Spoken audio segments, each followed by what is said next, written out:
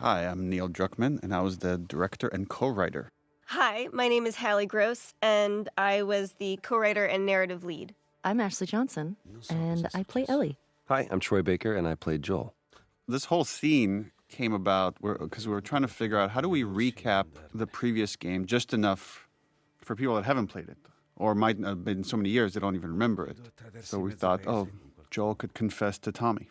And this was, I don't know why I dug my heels in, and I was like, I do not agree with this. And I had such a problem with it because I felt like this was a secret that Joel was going to take to his grave, and he would just bear this sin. And it wasn't until we were on set, and I'm sitting across from Jeffrey, and I'm watching him just listen to Joel. And every take, we went deeper and got better, and more truth came out. It's really small, but you're right, it's really powerful and intimate of this exchange between these brothers, of just how far they've come since he's rejoined Jackson. Yeah. It's become one of my favorite scenes. The meticulousness of this task of fixing up a guitar. And I remember you saying specifically is like, you're really trying to get the grime out. And to me, how that mapped to what he's trying to do in this scene with this conversation is I'm just trying to get every last bit of dirt out. In the original game, we didn't cut to a close-up of Joel and seeing like what was his emotional state coming into that operating room. That look from Tommy. E tu che hai fatto? I love this right here. I saved her. And we wanted some darkness around that statement of like, the implication is I did whatever I needed to do to get her out of there. And the justification, you know, that comes from that. That is the central question, right? And I think that opening the game on that line is so important because Joel really does believe he saved her. And that's the question for Ellie throughout the game of, did he? I remember just so much work we did on this soundscape right here of just leaving you with that kind of uncomfortable feeling of it was a good thing, but there was definitely a lot of darkness around it.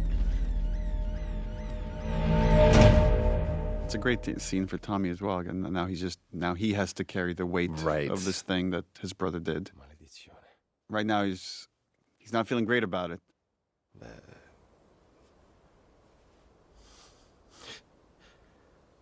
È un bel casino. He's also a family guy, so on some level he gets it. And he gets obviously he knows what Joel has been through and why that decision was so important for him. Le dissi che avevano fatto degli esami. There's something to me that hits me every time when Ellie rolls over. Mm-hmm. I don't think I caught it as much. I don't think I was aware of it. Like, Neil, you being a parent, you're more familiar with some of those gestures than I was, or I am now. Traveler will do this, where he will, when I put him to bed or whatever, and he's ready to go to sleep, or he needs to be alone with his own thoughts, he'll do that turn. And it never really hit me that that's what Ellie is doing, is just, okay, I'm done talking about this now. I just kind of want to be private in my own thoughts. Which is also an interesting juxtaposition that's happening here, is we're getting to see the moment he was lying to her while he's confessing the truth to his brother. And the differences in those two relationships now. And it's, despite how much they've been through and how much Ellie has become an equal of sorts, he still sees her as his child. And if he has to lie to her to protect her, he will. It was important to get this final handoff of playing as Joel one last time as this beautiful sunset ride towards Jackson before we fully kind of hand off the baton to Ellie. We worked so hard on these transitions to go from cutscene to gameplay. And it was just a change in tech that we had from the first game to the second game, where the first game, all the cinematics were pre-rendered. Now that they're real time, there was a lot of effort put into just these seamless transitions in and out of gameplay. Riguardo al discorso di prima. This is a great moment. Io non avrei fatto diversamente. And you have to wonder, is Tommy telling the truth? Or does he know it's too late to do anything about it? And that's the best truth to put out there. There's also something, it's just occurring to me now, but I think confessing to Tommy really speaks to sort of the themes of the game of how hard it is to be alone and to carry things alone. And even Joel can't do it at a certain point and needs to unload on Tommy. And so what it is for Ellie to isolate further and further and further and carry her secrets alone more and more and more. There's her little house. I discovered some people don't realize that her house is the garage. Exterior garage of Joel's house. Look, she's drawing a deer. Oh, and you're hearing Sean James' song, which was the song we did for the teaser trailer. Ellie. Shout out to the environment team that had to build several different versions of this room, as Ellie has lived in it for longer and longer and got more and more of her items from the old world that she's obsessed with. Lava lamp. I love this moment of just like, hey, how do you... Do you both remember when we did this scene live on stage, just for an audience of 100, 200 people? I forget exactly. Like Jeff Keighley set up this one night live, and I wrote the scene just for that. But in the back of my mind, I knew already this would be the opening for the second game. Oh, yeah. And that was... Some of that was streamed except for this scene. That was just for the audience. We did not stream the scene. There was this... I remember we got it, and then, as often happens, there's a team of people that kind of come up to you, and after you go, cut, best that one, that's a take we can go with. And people just kind of clouded around you, and there was a conversation that was happening. We were trying to figure out what it was, and I saw you do your, everything's okay, it's fine. And then afterwards, you tell me this story that in Uncharted 3, the ship capsizing was one of the most resource-draining, almost game-breaking things that you guys had, one of the most ambitious set pieces you'd ever done. And then in the Left Behind DLC, the photo booth was one of the most resource-draining, almost game-breaking things. He goes, up until you decided to put your thumb in your belt loop. Oh, that's right! Yeah, so actually that's funny because you did that, Joel initially didn't have his shirt tucked in. But in order to honor, again, this little gesture that you did, redesigned his clothing. And the way we did clothing on this game is we actually sourced the actual material and scanned it. So we had to source the shirt, the pants, the belt, scan it, so we could do this one gesture that you did, which was like looping your thumb around your belt.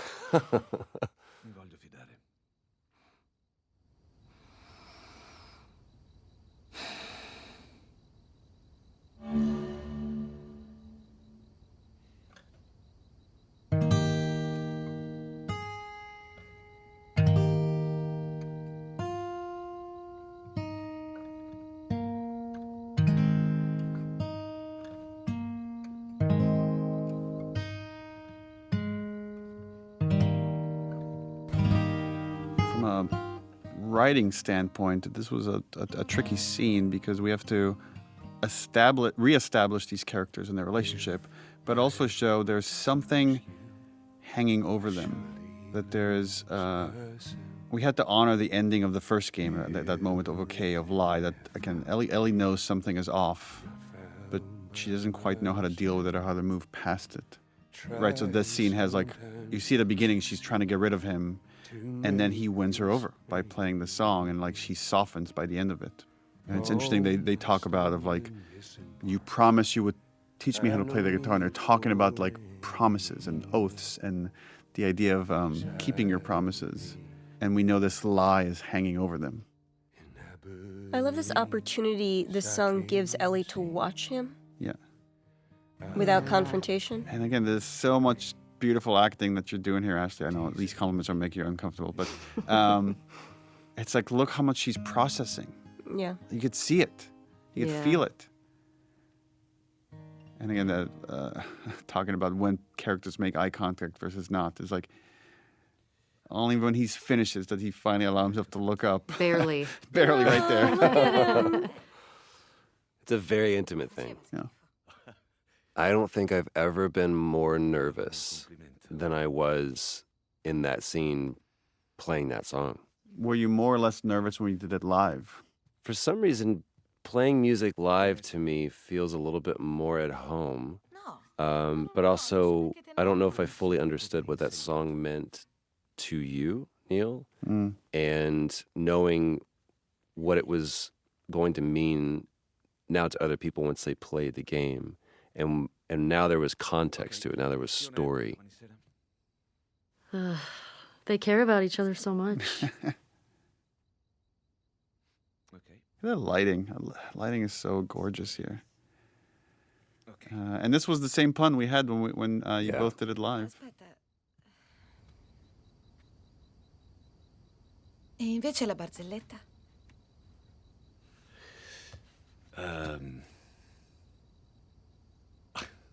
And you could see the shift in Joel. Like that song has just shifted the relationship a little bit. It moved the needle. Mm-hmm. He's standing up a little taller. Non mangiare il secondo. I love how much he's just trying to reach out to her on her terms. Yeah. Yeah. He still got dad in Giving him. her space. Yeah. Still got dad. Yeah. Notte peccato. And this again, this writing is the same. It's like how this ended was the same as the live version, where you just play the low E. Well, I guess with the capo it would be an E, but boom, and just let this ominous note linger.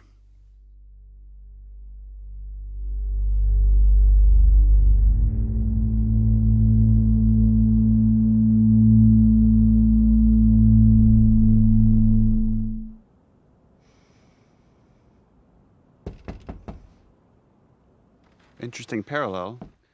In Last of Us Part 1, Joel wakes up after the multi-year jump Was to, that to a knock at the door. was that an accident? No, that was by design. Scusa, stavo ancora dormendo, dammi un minuto. Yeah, initially we had the whole dance and the kiss in the beginning. And then once we moved it to the end, we had to kind of, through exposition and dialogue, hint at what happened. Lo sai com'è fatta Dina? It's just Dina being Dina. Stavo parlando della lite con Seth. Aspetta, hai baciato Dina? I love that scene kind of plays out like an awkward thing between them as if they had kissed last night, which is really funny. Yeah. You know, it has this like kind of morning after feel, but it's like not about them, which is really charming. Io non farei Yeah, mai. that's true. This is so Ashley awkwardness right here. I love it. VV awkward.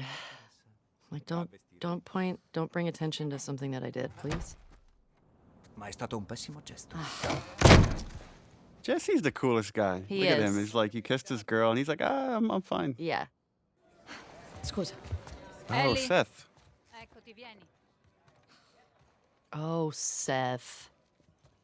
Yeah, remember this scene was, Voglia di stare a sentire I mean, so much of the story is about forgiveness and letting go of stuff, and how Ellie specifically struggles with that, and this was a pretty minor example of that. Seth, vieni. Turns out I really struggle with it because I still hate this scene. I'm like, fuck that guy. I know, He's me trying. too. Look at him. He's Doesn't work. Steak sandwich. He's trying so hard. Look how he wrapped it with a bow. The way he starts with like, look. I'm like, yo, look you. Yeah, don't looky hear me. Let's just. Voglio chiederti Oh, now it's her fault. Great job. Yeah, this scene makes me so mad.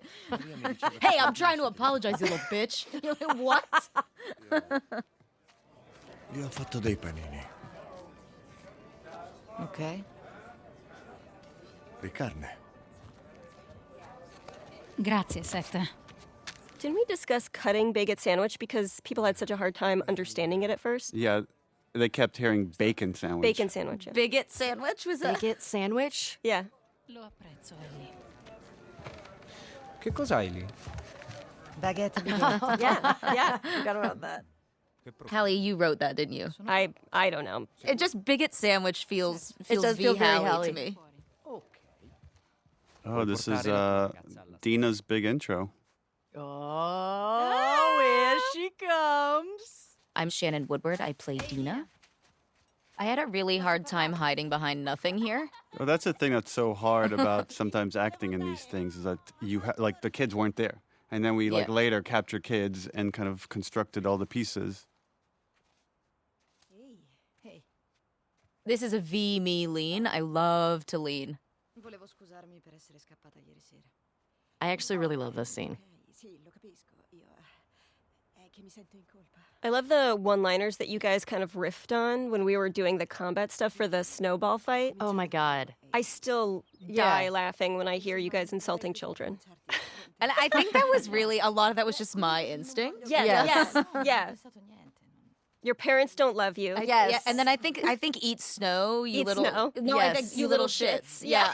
Because I think you were like eat snow, and then I said eat snow, you little shit. I think God, it's like I love name calling children.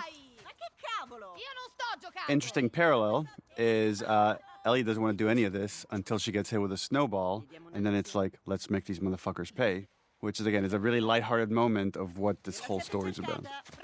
All of the horse acting was always very funny to me because how that works is you have somebody holding on to a rope and you're just kind of Pulling it along. pulling them around. And it would always make me laugh.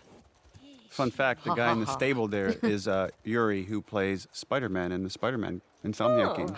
That's Yuri? Sì, sì, sì. And this was another big scene. Anytime we have a big scene like this, we can only have so many actors in the volume, so this is captured in pieces.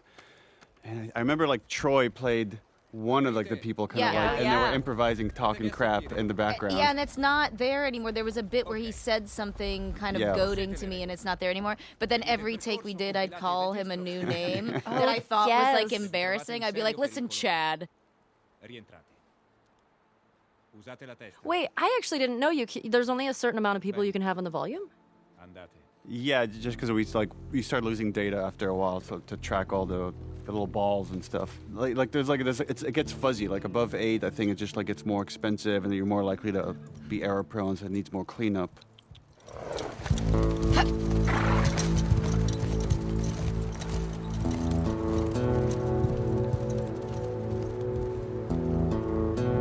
Hi, I'm Laura Bailey, and I played Abby in The Last of Us Part 2. Ominous. And here we have the introduction of this crew, the Salt Lake City crew. There's Neil. Self-insert. And here we have Laura Bailey waking up. This was a repeating motif from the first game of these characters that are haunted by some horrible trauma and can't sleep. The lighting is really nice here. It's really nice everywhere.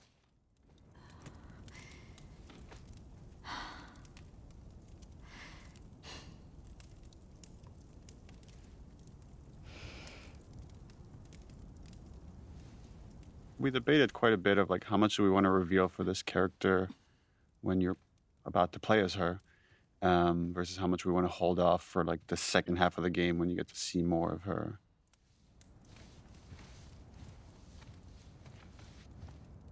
I remember we iterated a lot of how much snow he should have on him because he was just outside. Ehi, This is one of the audition scenes, I think. cosa stavi sognando? Oh, yeah. Oh, that's right. Ho detto qualcosa. No, però It's important to know that we did not want to cast you in this role.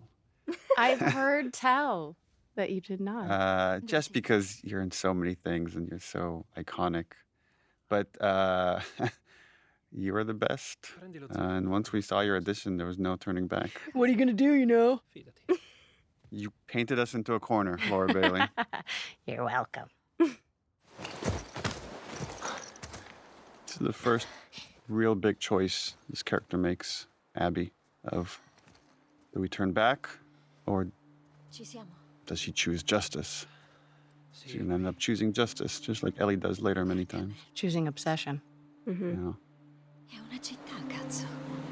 già. It's also important to note that, when you're acting in this, there's nothing there. You're in this blank white volume, and we're like, okay, it's snowing. You got to act like you're freezing. There's a town in the distance. It's, so weird though. Like, I never, when I try to remember a scene or remember performing that moment, I never think of it in terms of like, oh, right, we were in this gray volume. I always had like this visual of every set that was actually supposed to be there.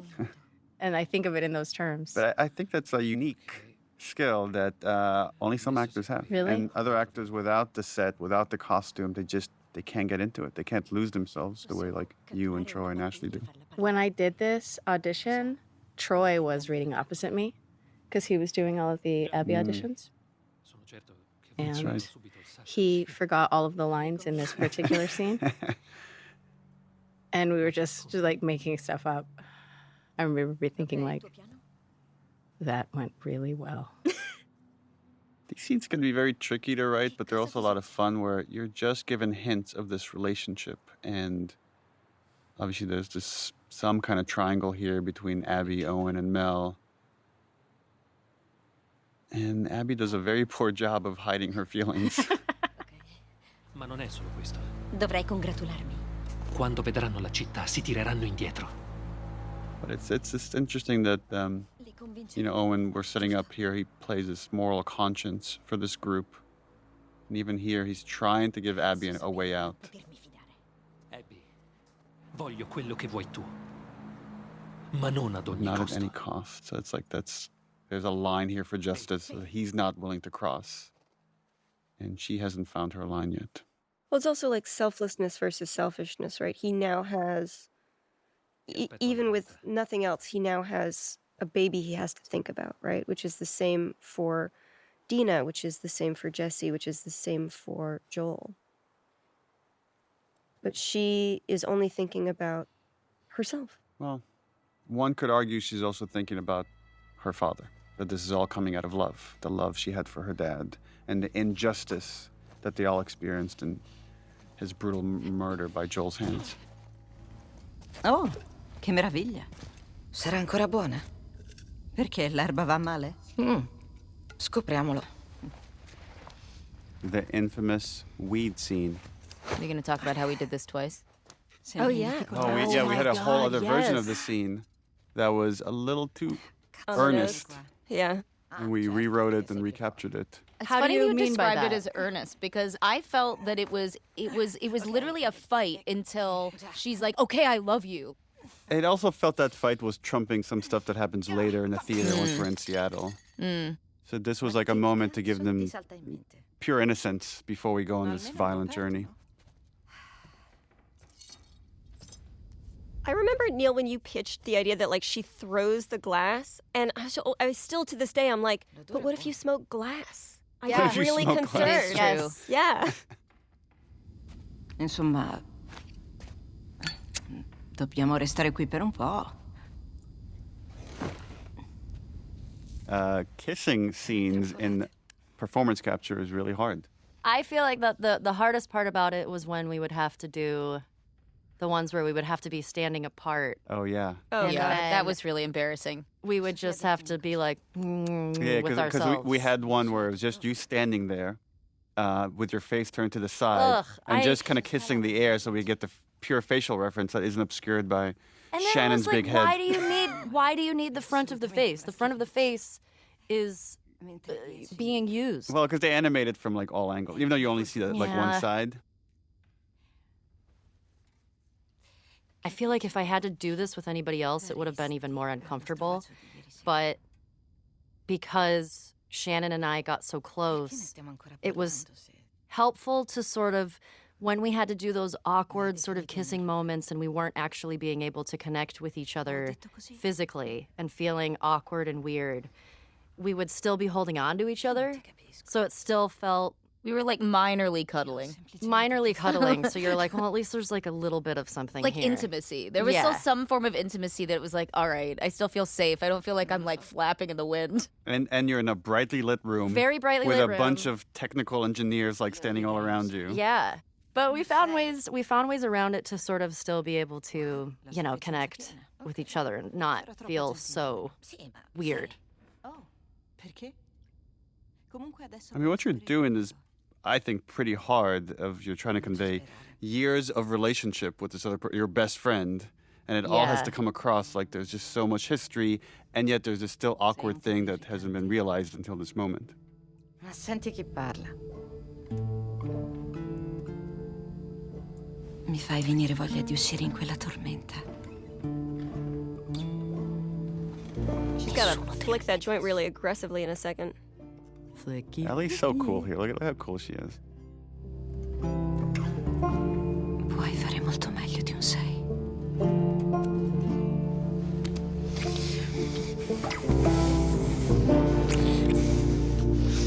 Yeah. The flicking always made me It's uncomfortable. very I was aggressive. like, what if it catches on It's fire? a very dry space.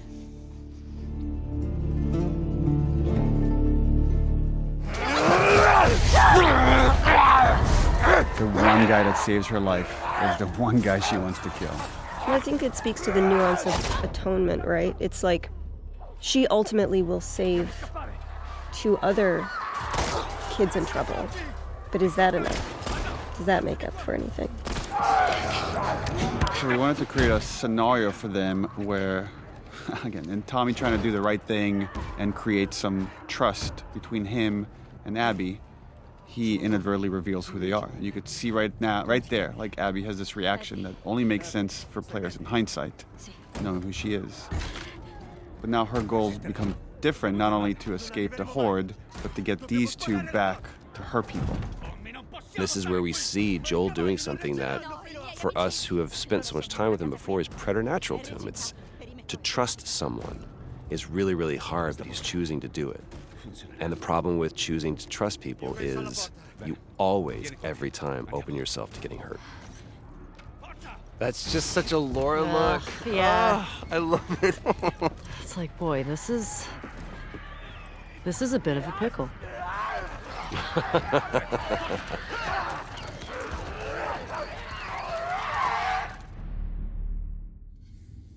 E This is questa the invece. Lethal Weapon 4 comparing scars. I love it. A 12 anni Look at those ho arms. trovato uno schifo. Really jacked. Dina's hot. Ho provato a salirci. So Ellie. They're hot. Così mi Yeah, ha we're hot. spazzato via da Yeah, we're sotto i hot. piedi.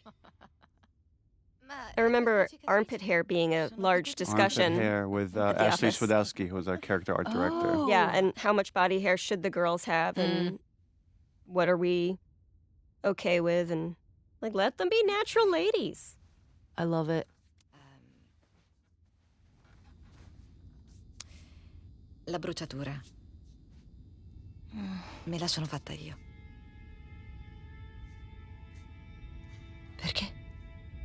It's on the tip of her tongue right there.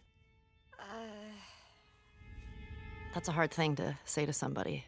Like, oh, I'm the only person that doesn't really get affected by this thing that's completely ruined the world. Era qui. Now I'm trying to remember, does it make it in that I'm like, I told you something true? It does. Yeah. It does. This still happens here. Yeah. Way to This punch her. scene, because we did it twice, sometimes I'm like, I don't remember which, because both times we did like, it was like 5 hours. Quindi eri Yeah, they were big Yeah. days. pronta di denti con grossi cisti e... Fanculo. Cosa? Ehi! Io ti ho raccontato una storia vera. Guarda che anche la mia è una storia vera. Te lo do io un morso. Oh God. Oh, here comes this scene. Steven. I remember how, Shannon, how angry you were at Steven. I wasn't angry at Steven. I couldn't tell why I was mad, and then this was the only real thing I actually fought for was this, was to make him turn around. I was with you, and I was like, he needs to turn around, and you were like, why? And I was like, it took me a while to explain it to you, and then when he did it, then you were like, I get it. Because I was like, no, because I have to protect her. Pretty sure that was in the script. but No, yeah, it you might wasn't. be It was right. the only argument we had.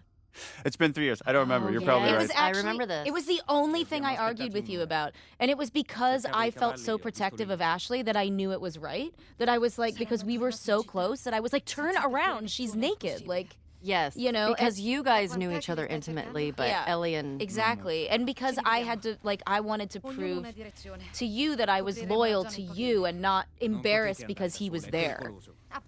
But I love it. I feel like it shows so much about how strong Dina is and how loyal and sort of just, I don't know, I love that. I feel like that little moment says so much about Dina.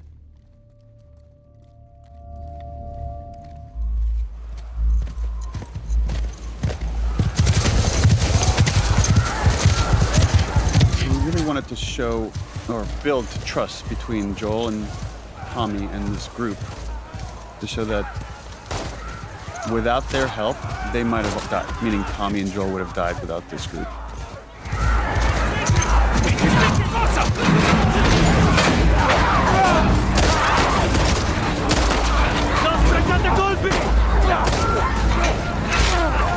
Another one where I think I'm like screaming out to all like the actors, okay, now they're burning, now like there's a lot of fire.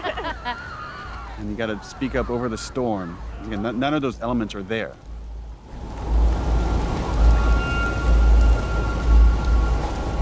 Andiamo dentro! And right now, only Abby knows what's about to go down. Everybody else thinks like, oh, we just found friendly people that helped us along.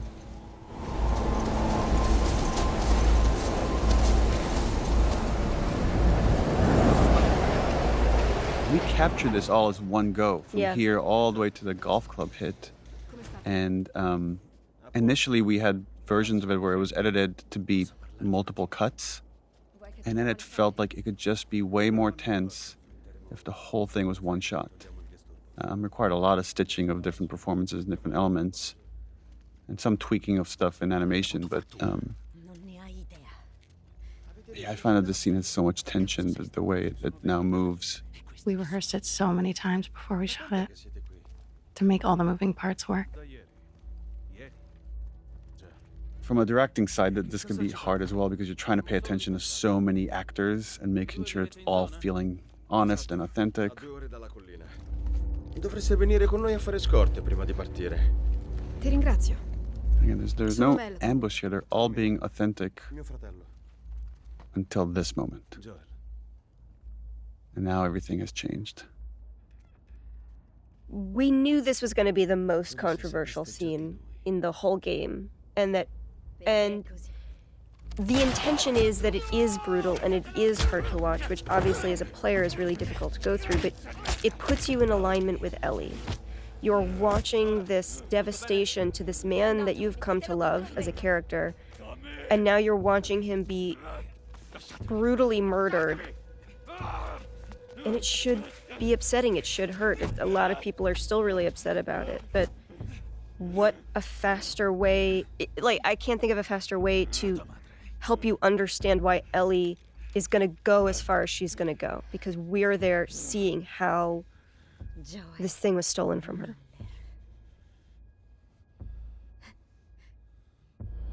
Yeah, this interplay of like, you want him to suffer, and he's not giving you the satisfaction of like, I don't care who you are, do your worst. Mm-hmm. And you try. Yeah. You try to do your worst. Joel's not a man who begs. That is a conversation I had with Troy about how prepared he was. He's lived for 20 years, 25 years at this point, of like just always accepting that this day might come. Something like this will happen, because it always happens in this world. Yeah, it's irrelevant to him who they are or why they're doing this, because there are so many people who could want to do this to him, given the life he's led. I just remember shooting it and being like, this moment you've worked towards for so long, and wanting it to feel right and wanting it to feel good. And it happens and you just feel fucking empty. Mm. Mm-hmm.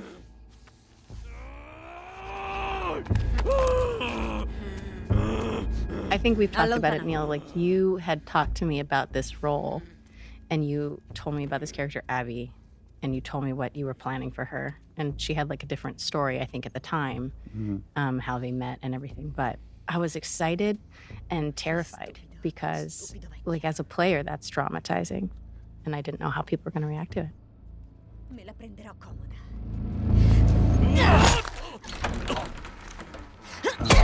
Yeah, we had versions of this sequence where Ellie came in after the fact, and it just felt we needed her to see it to really set up this journey. Yeah, this was rough. This was a rough day on set because I knew we were losing a character that we all love very deeply. You know, even the imaginary circumstances of that are just hard. It's also our, you know, all of our friendship, my friendship with Troy, So just seeing that and What I remember more than anything is, we're going through the mechanics of it, and we're stupid suits on a soundstage, and there's all of these machinations and things that are keeping it goofy. But the one thing that cuts through the din of all that is when I look over at Ashley. Because being the great actor that you are, all of those things go away, and all you see is the moment that we're trying to create and the reality of what this scene is for you personally. And everything that I'm feeling, everything that I'm thinking is gone because I'm just watching. And I don't know if I'll ever be able to watch that scene without it bringing me to that place, ever. But the thing that has been proven to me is because of the way that I feel, because it's so hard, it is absolutely the most honest, perfect version of this story. There's no other version of this story. There just isn't. And for this version of the scene, it was important that we were in Ellie's head, that you don't get to hear this conversation that's happening around her. But this was just about the ringing of the ears of pure hatred and anger that she's experiencing right now.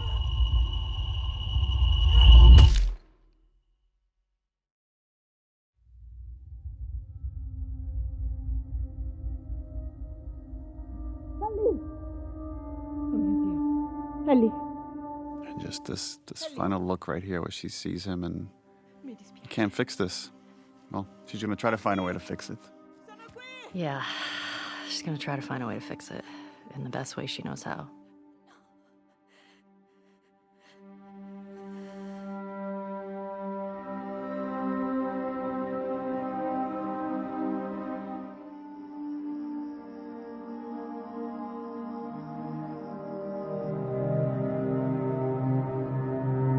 I love this scene with you and Jeffrey.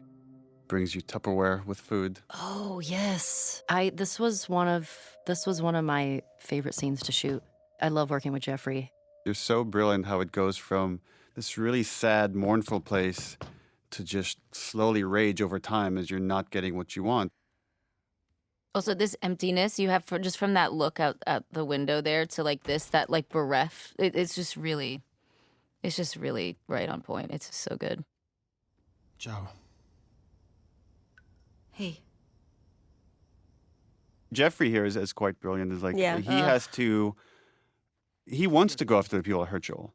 So there's like the emotional part of his mind and the rational part, and they're kind of in conflict here. And like he's trying to do what's best for Ellie, which is to say it's not worth it. I also really love how the blocking of this scene worked out, because I love that neither of them can look at each other. They're not facing each other. Oh, and Jeffrey's voice. It's so scrumptious.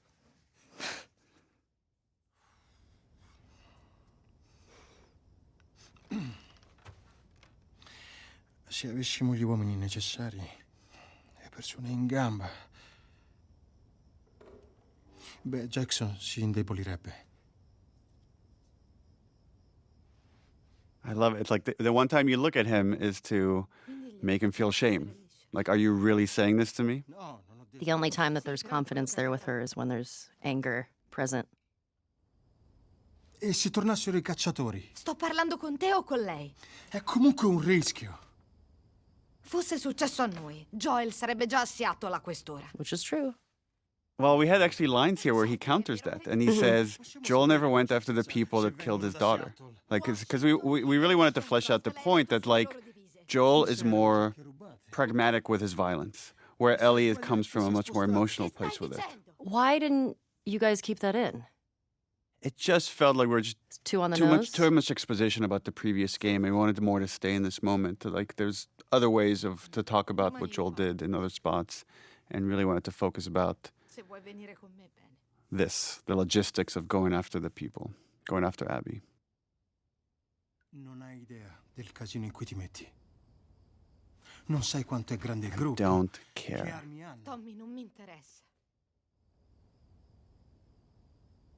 Non mi fai cambiare idea.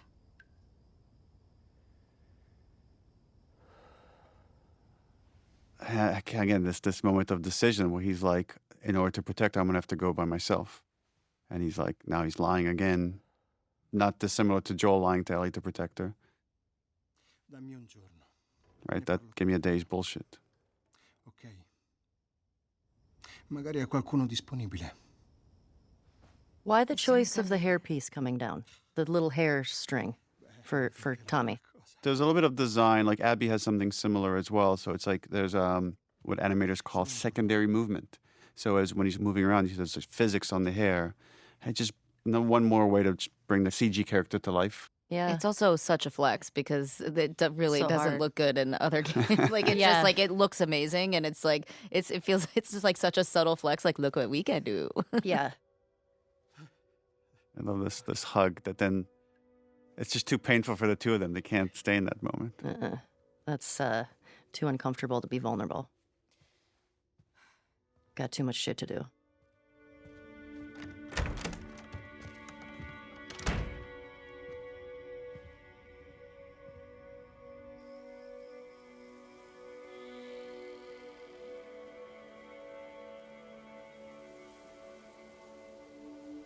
There's something about, you know, when it doesn't feel real until you're at his grave. Like there's a part of you, maybe because you play you play video games, you watch a lot of popular movies, you keep thinking he's going to come back somehow. And then it's like, no, there's his name on that gravestone. And then the famous Gustavo All Gone, another version of that theme. It was hard. It was hard. Joel is a character that I love. And I wasn't ready to let him go. So seeing that, even experiencing that of seeing, you know, oh, we're doing a scene where we're at the gravestone is very final.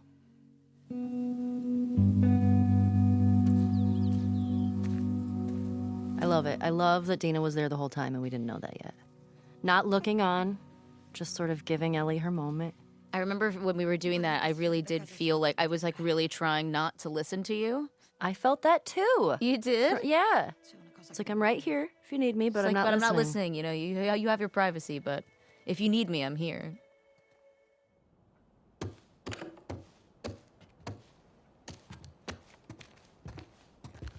This is Ashley Scott as Maria realizing what Tommy has done. Maria, sto partendo per Seattle. Vorrei poter restare, ma non posso. Ho bisogno di fare giustizia. Ellie cercherà di seguirmi, ma tu fermala. Prendile le armi e nascondi i cavalli. Chiudila in una stanza. Ti chiedo del tempo per farla finita. Ti amo tantissimo, Tommy. Otterrà solo di farsi ammazzare. Perché non ha portato anche me? I like that she hasn't thought at all about what she's just going. She doesn't even know what she's doing, what she's gathering. Zero plan. And Maria knows this, right? Maria knows her, like a parent of sorts, and to say, okay, well, if you're going to do this, here's some stuff. Andrai con lei? Sì. Damn right she is. Ride or die. Sperate di uscire di nascosto. I love that those little moments with Dina where you see the snarky bits. And it's funny because, like, this whole section here, I constantly felt like anytime we were dealing with Joel or anything about Jackson there, I was like, oh, this is none of my business. You know, like, it felt like I shouldn't be there. Like, and even in that scene there, too, it was like, well, I mean, yeah, I'm going with her and I'm here to be with her, but all of this stuff predates me. So all I could do were kind of these little things that were almost like for your benefit to, like, kind of support you or be like, I saw that. That was a lot. Are you You're okay? like, oh, you boy, know? she's a lot. Yeah. It's that weird feeling of letting someone that's grieving have their space, but offering yourself to help them in any way you can.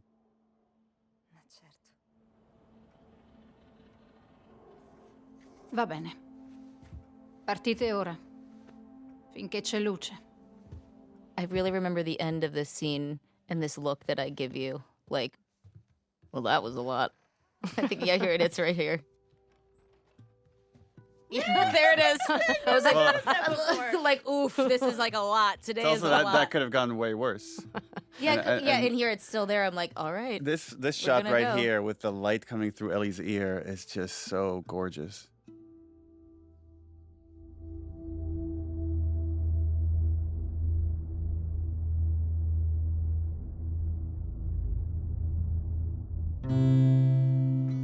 Hey, Hallie, do you want to talk about how we managed to get the right sure. to this beautiful song? Sure. We were looking for a song, and my bestie is a spectacular woman named Lauren Savoy, whose husband is Paul Wakhtar Savoy, who is a member of the band Aha.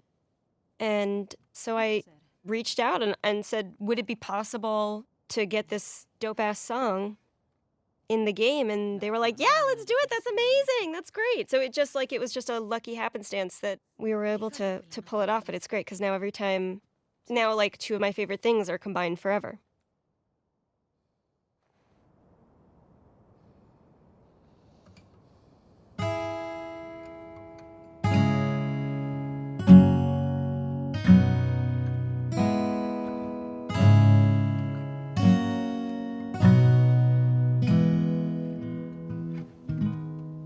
It's also cool how these things are such collaborations, right? That's obviously Ashley singing, but that's Ashley's friend Chris playing guitar, and we mocapped his hands and then transposed that onto Ellie's body.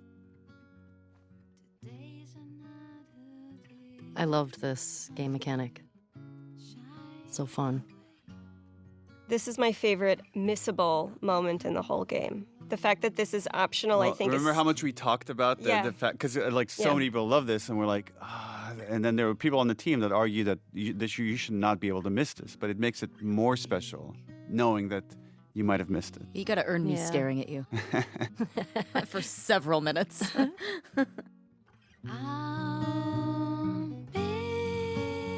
Such a good cover, too. I mean, I wouldn't say it to Ashley's face, don't look over here, but like, it's pretty solid.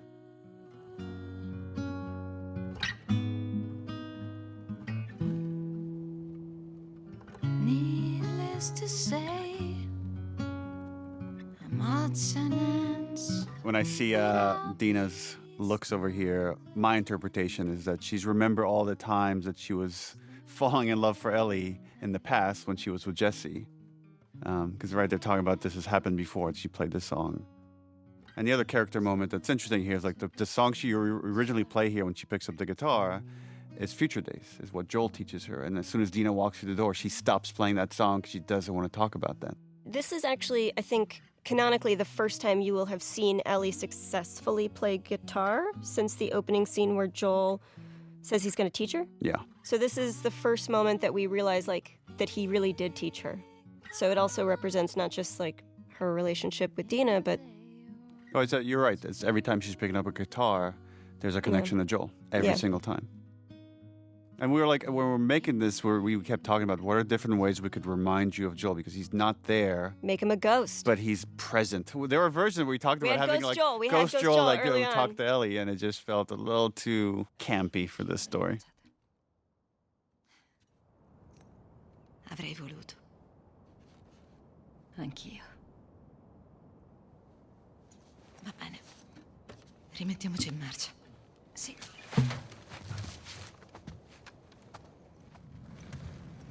Oh, the Tommy torture scene. So we got to see Joel do this scene in the first game of interrogating two people. And now we get to see like the aftermath of having this interrogation done by Tommy. Just shows you what he's capable of. È stato Tommy. And then later we get to see Ellie try to do this. Non ci credo. Right, and at this point for Dina, she doesn't really know about Tommy's past. She doesn't know that she doesn't have the privileged information that Tommy used to be as bad as Joel. And she's just really sort of seeing that for the first time. Because she knows like the reformed Tommy that lives in Right. Jackson, that helps everybody. Right. Qua giù ce n'è un altro. Yeah, I remember we iterated a lot on the lighting of this room and trying to give it the right vibe, that it wasn't too bright or too dark. Non mi dice niente. And that's really important. I don't recognize him. That shows Tommy killed someone that wasn't involved in Joel's death.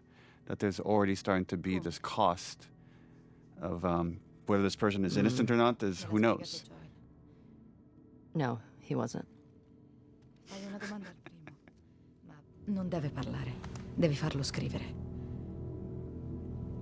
Poi chiedi al This is the secondo. worst board game ever.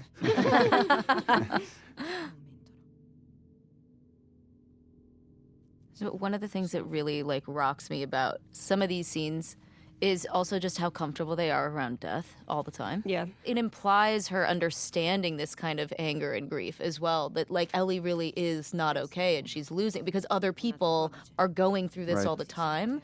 And so like it's those little things like that that really like moved me when I was actually playing the game. I was like, God, this is fucked up. Like And right around this area is where we have Dina mention her sister and how she was never able to avenge whatever happened to her sister. So she has this unfulfilled thing, and she knows how traumatic that can be, and she doesn't want that for Ellie. So this is the first contact with the people that killed Joel. He's great. Yeah. Chase Austin is great. And fun fact, Chase played young Sam Drake in Uncharted 4. Come ci hai trovati? So ballsy. Bastardo con la faccia sfregiata. Simpatica.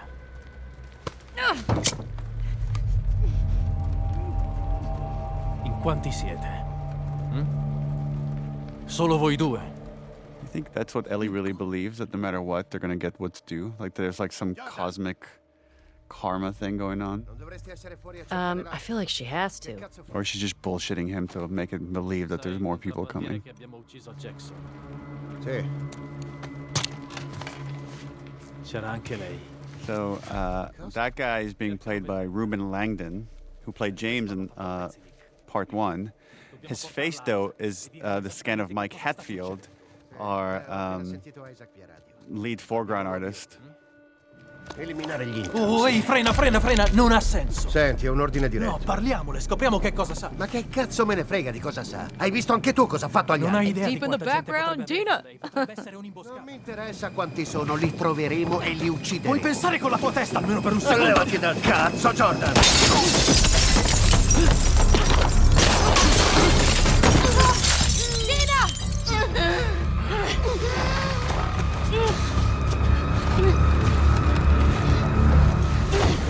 Cristo santo.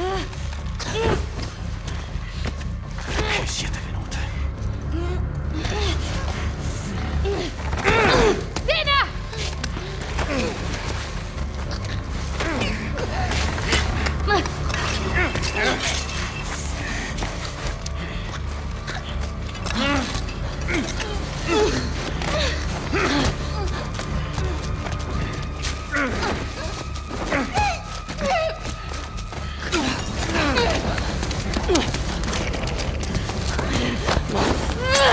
this is the first time Dina realizes that she's like really not okay. She's like, what the fuck? Yeah. Yeah, which I love because It's the hints of the obsession. Of Yeah. like she's losing herself to this chase instead of what's actually happening right now. And really, really to their detriment. And it was important when we were writing this scene to have the death be relatively quick. And then you can't even linger and think about it. And again, this just kind of push forward of like, maybe the next one will be more satisfying. Or maybe the one after that will be more satisfying. Che cazzo ne so? Andiamo! Cazzo, Ellie!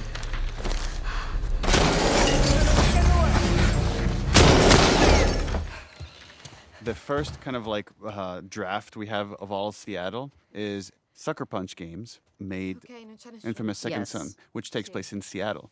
So they gave us a 3D model of all of Seattle as a Wow. starting point. And then we just spend a lot of time just like mapping out the entire story and where like Ellie and Abby go. So we have this very intricate map of all the location. And based off of that, we said, okay, now we need a map that they could point to in the cinematic to get us to the TV station as the next location. I remember one of my first meetings, or one of my early meetings at Naughty Dog, was with M, and she who's a lead designer at Naughty Dog, and she had spent a lot of time figuring out how Seattle would be flooded in the future. So a lot of the actual flooding you see is semi-accurate to how it would happen if there was that much water happening. M was the one that pitched Seattle initially. Oh, really? Because she felt that it had the most kind of unique locations that we could move through and had a lot of verticality within the city. Prendiamo via.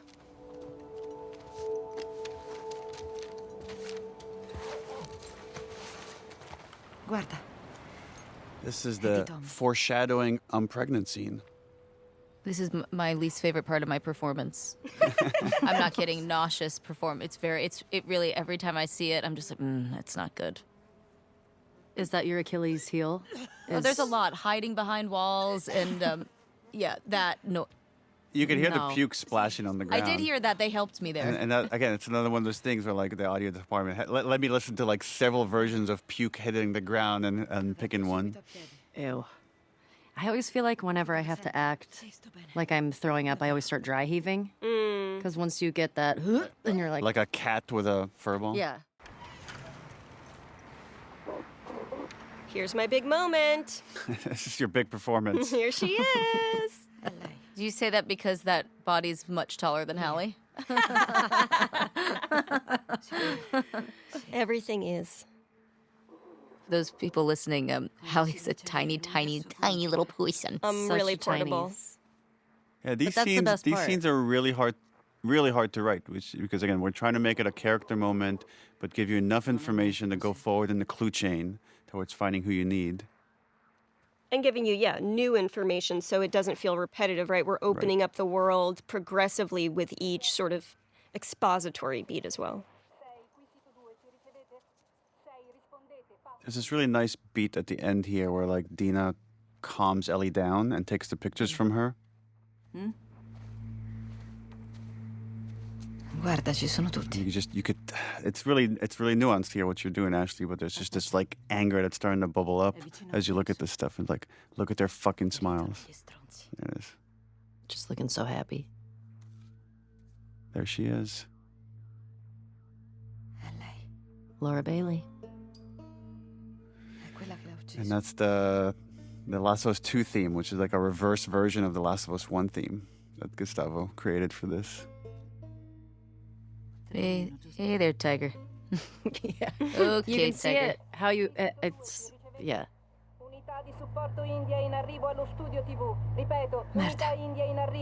Sì, meglio muoversi. Was that you, Hallie? That voice? I was just wondering that myself. I'm Because like, it is that you kinda later. I think that might have been you. Yeah. Oh, this is the mask break. I remember just fighting. I was like, I just have to make sure her hands never touch the mask. I remember talking to you about this, Neil. Like, you were like, it's like she's committing suicide in front of you. Is like what it is. Oh, like, yeah. Because as far as you know, she is. Yeah, and so that's where that reaction came from. Was he was like, she's killing herself in front of you. Is what it looks like to you. And there it is. The I'm immune, I'm pregnant scene. Ci sei?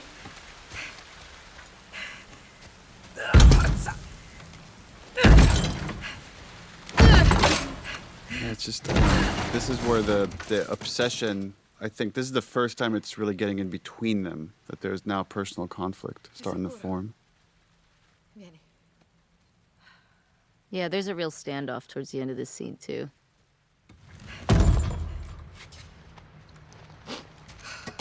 Hallie, do you remember, this was your first week at Naughty Dog, and we had an outline. Some of the major beats were there, and you had the idea of, like, what if we made Dina pregnant? Yeah, because we were, I think it was on my first day, and the problem we were trying to solve was we want these two girls to go to Seattle together. We want to have Ellie to have this conduit to talk about her feelings and maybe this thing to pull her back, but how do we keep... How can we narratively hold Dina back so that Ellie can do a bunch of these missions alone? Because so much of this is about the singularity of the obsession and the loneliness of that and how hard it is to be alone in this world. And I just threw it out there. Let's knock her up. What's interesting, too, with if you think about the first game, over the course of the journey with Joel and Ellie, is they slowly open up more to each other and reveal more of their secrets. And these characters are kind of doing the same thing. They're both holding back on secrets. So even though it's a very angry scene, they're revealing everything to each other. You were telling the truth. Yeah, bitch. I'll just speak the subtext for all these scenes. Please do. Sapevano. I found this scene really hard because it was one of the. I mean, we literally. You have two very like big reveals or reactions that could have been like really soapy if I did it wrong, you know? It's like the I'm pregnant and also like the chemical burn. You know, like that's really tough. It's like because I remember we talked a lot about that, which is you just thought your friend was going to die in front of you. You thought you might have to shoot them in front of you. Yeah, it really opens with her you being have this like, I'm gonna be moment of alone, like sadness, relief, and also, by the way, I'm pregnant. A lot of the times when Ellie's in severe conflict, she like one of the things that I find very relatable is like suddenly she loses eye contact. Like it just goes inward. Everything just goes into this inward rage that is so nuanced, and I don't know how you could really pull this off in a game a decade ago maybe, because there's so much beautiful facial that you do that they're able to capture. Yeah, I feel like I talk about this all the time. Like this game, I don't think would have had the impact or any of that without. I mean, there's so many people that make up the performance that you end up seeing and playing, and I feel like you can give it your all, but if you don't have the right people that are sitting there for, I don't know how, I mean, years and years. It's sculptors. Yeah. It's animators. It's lighting artists. Even if you don't get the right lighting, the performance doesn't come through. Right. And all that stuff just takes a lot of effort and iteration, like so much iteration to get it right, and to try to, that moment we felt on the stage, to draw it out in a CG character is a lot of work. So much work to really nail the anxious avoidant attachment style. It's gorgeous. It's like we all understand, you know? The way she handled it, it's like almost like a religious artifact or something. That there's like it's like a medium. It's like a connection to Joel. Yeah. Well, it is, right? Because we tie it to every flashback. Yeah. Yeah, I love that the attachment to Joel is through music.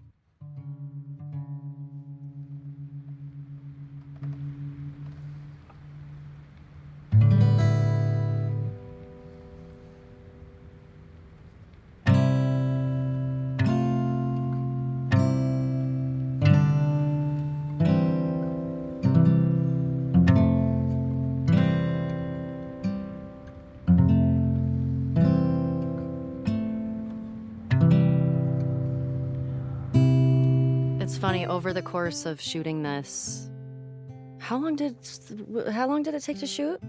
Just like 3 years. Yeah, 3 years. Well, actually, we shot the trailer where you play guitar before we even made Uncharted 4.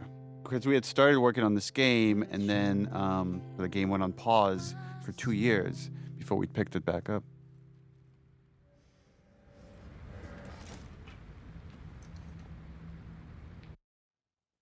Hey, look, Ellie's learning. Hey.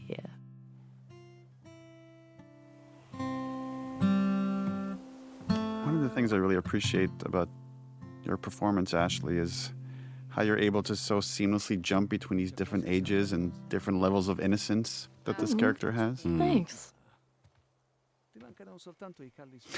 I also now watch this, I'm like, that guitar is so expensive. Why are you just leaving it right there? Leaving it out there? I wanted to show how did Ellie learn how to swim? Because that was such a big plot point in the first game. Yep. It's just nice to see things were okay for a while between these two. I remember feeling, this is a good thing to be back into. Like we're jumping into summer. We're jumping into, like you said, when things were good.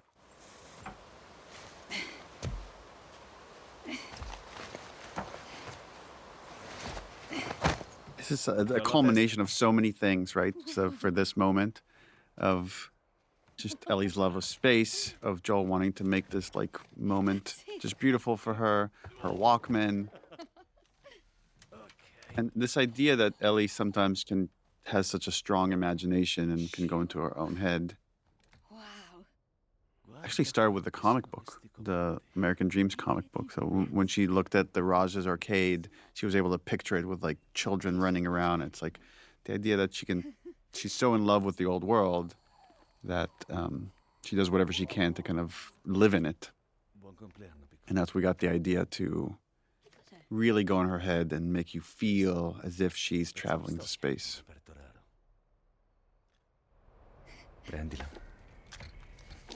There is such a unique nervousness, anticipation, and joy that comes with a parent trying to give their kid the perfect gift. Right. And if they like it, it's the best feeling in the world. And if they don't, it's terrible. Close your eyes. And for people familiar with the first game, the DLC of Left Behind, there's a big parallel here for when Riley tells Ellie, close your eyes. And she makes her picture this arcade game. And it's like as if these two people just know Ellie so well of what would make the perfect gift for her. 15 seconds, guidance is internal. 12, 11, 10, 9, ignition sequence start. 5, 4. And again, our lighting team did such an awesome, because there's so much that needs to be conveyed here with just lighting. And so they're animating these lights and then changing the reflection on the glass. There's a lot of tech here, a lot of careful crafting to get this moment. I also love that we're just with Ellie in this moment, you know? It's like you just need Gustavo to do this little riff. That's it. And it takes it over the top. Oh, the scene is so beautiful but so sad to me. Just because I know what's coming. And just seeing Joel trying so hard to reconnect and regrow this relationship with Ellie again. You can see his guilt. You can feel Ellie's shame. It's like, but yeah, I watch it and I think it's such a beautiful scene, but there's that level underneath it that's heartbreaking to me. It was really important for us to have these happy memories that are obviously mixed with like some negative feelings she has about Joel and the choices that he's made. But ultimately, I believe the positive, the happy memories overwhelm the negative.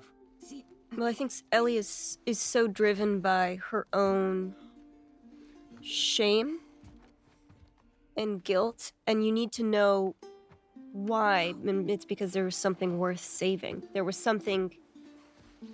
a true loss here. And part of that is her own decision to emotionally protect herself by distancing herself from Joel. But it had a cost.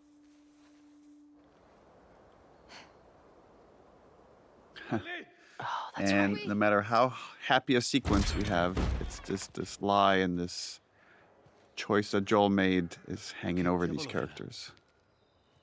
As a reminder for Ellie is like, you can't fully let this thing go.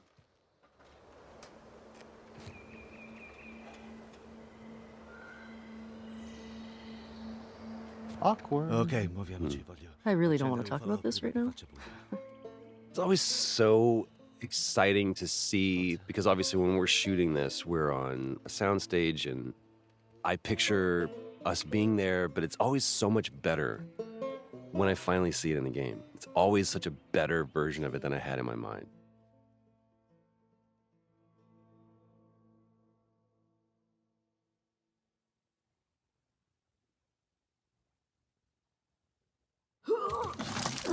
More puking. This is, you could really hear the puke splashing. Yeah, this one I feel more comfortable with. Ehi. Quanto sono sexy, eh? Me to be fixing some kind of computer and then puking in the middle. Really proves how much Ellie loves Dina, because going up to someone that just puked and getting close to them, that's a lot. I mean, to be fair, she did stay up all night tracking the radio stuff. I know, but she also puked. Like, listen, if I had to date one, I think Dina. Oh, for sure. For sure. I would steer clear of Ellie. Magari l'ha preso Tommy. Magari. Lei invece. There's this moment, again, we don't, Ellie doesn't, there's a moment where she looks to Dina and then she realizes like how much Dina's been doing. You could see the appreciation in her face. I remember this because I felt so bad. Because the way you were just playing it, you were just so sick, but you were like, I feel like I need to pull my weight. Since I had called you a burden, and I felt like such a piece of shit. This move right here of like scooting in and this back rub thing is such an Ashley move. Well, it's also because we couldn't get too close because when we'd stick together, We'd otherwise she stick. would have held me. Yeah. Senti, ieri sera è stato stupido. Cioè, Vittime rinvenute al 14. Tutte le unità a rapporto. Passo. Qui sito 13, unità Lima in arrivo. Quante iene? Passo. Nessuna iena. Un intruso, un maschio, è armato. un intruso maschio. And then this was, again, we wanted to leave Dina behind because we wanted this Ellie by herself, just these really lonely pursuits. And I felt like it was really hard to justify how we're going to pull it off. But I felt like this scene does a good job of, it shows Dina tries. No matter, like, even if she feels like shit, she wants to be there to help Ellie. Ok.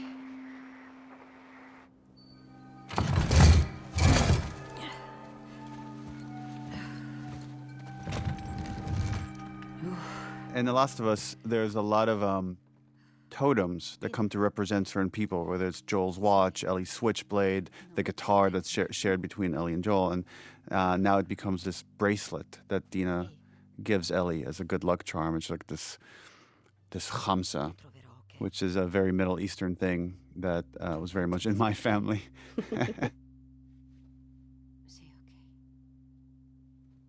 Yeah, I love that. I love that she gives it to her for. Aspetta. It will keep her safe. It's a khamsa and an evil eye within it. È un portafortuna. Non credo alla fortuna. Did we ever establish how Dina got that? Whether that was from her sister? I think it was from her sister, but Yeah, that's what's in my mind, but I don't know if we ever explicitly say that.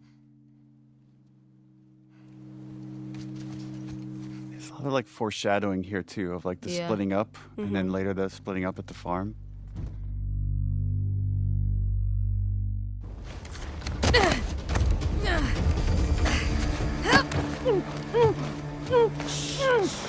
Oh, this is the scene that everybody hates us for. The great mislead. The great mislead. Yep. I guess maybe we should talk about that. When we released that first trailer for the game, a lot of people guessed that Joel was dead.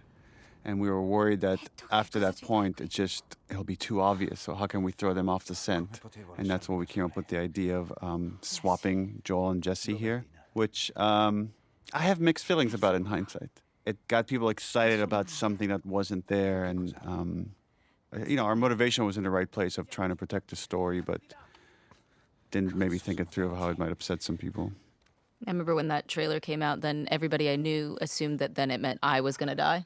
Right. And which then we just leaned into with other trailers. Yeah. And everybody was like texting me being like, oh my God, you die. Like, and they were like, it's so embarrassing for you. I was like, what? Wait, I can't say anything. And I was just like, lol, LOL, haha.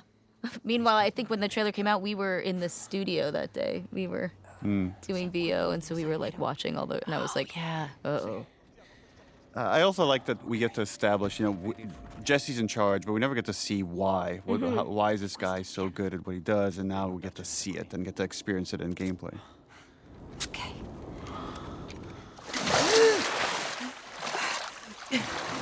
Yeah, and then The Last of Us, unlike Uncharted, we don't rely as much on set pieces, especially big stuff like this, but this was such a climactic level that we called Rescue Jesse, that we wanted this climactic driving sequence where they crash in the water.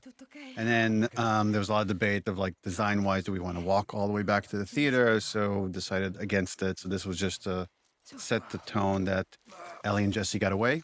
They are not being actively chased. And this is just a little trick that we do, is pull the camera away from them, and then that will allow us to cut to where we need to place them.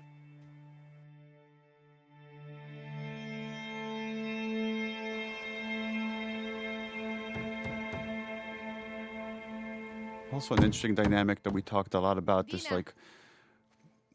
triangle between Ellie, Jesse, and Dina. And the thing we really didn't want to do is any sort of jealousy about are Dina and Jesse going to get back together. Like it was never about that. Oh mio Dio. But it was just more just Ellie feels isolated. Stai bene? And in some ways, I'm curious to hear what you think, Ashley, but I think she kind of wants to be. She doesn't want to be part of this reunion, and yeah. she just wants to dwell on what's next. Yeah, I mean, that's how I feel like I was trying to play it, because I can relate to that when you're like going through something and you're like, I don't want to go through this with anybody else because it's going to be dark. So I'm just going to do it myself. That sequence takes us to one of the flashbacks. There's a whole history with Joel and how Ellie feels about Joel and what Joel did in the hospital, and she doesn't let Dina into any of that. This is just their own personal thing that she's carrying, and she's still wrestling with that after his death. Ellie is very not great at talking about her feelings, which I think is why she's on this mission, because she's not using her words.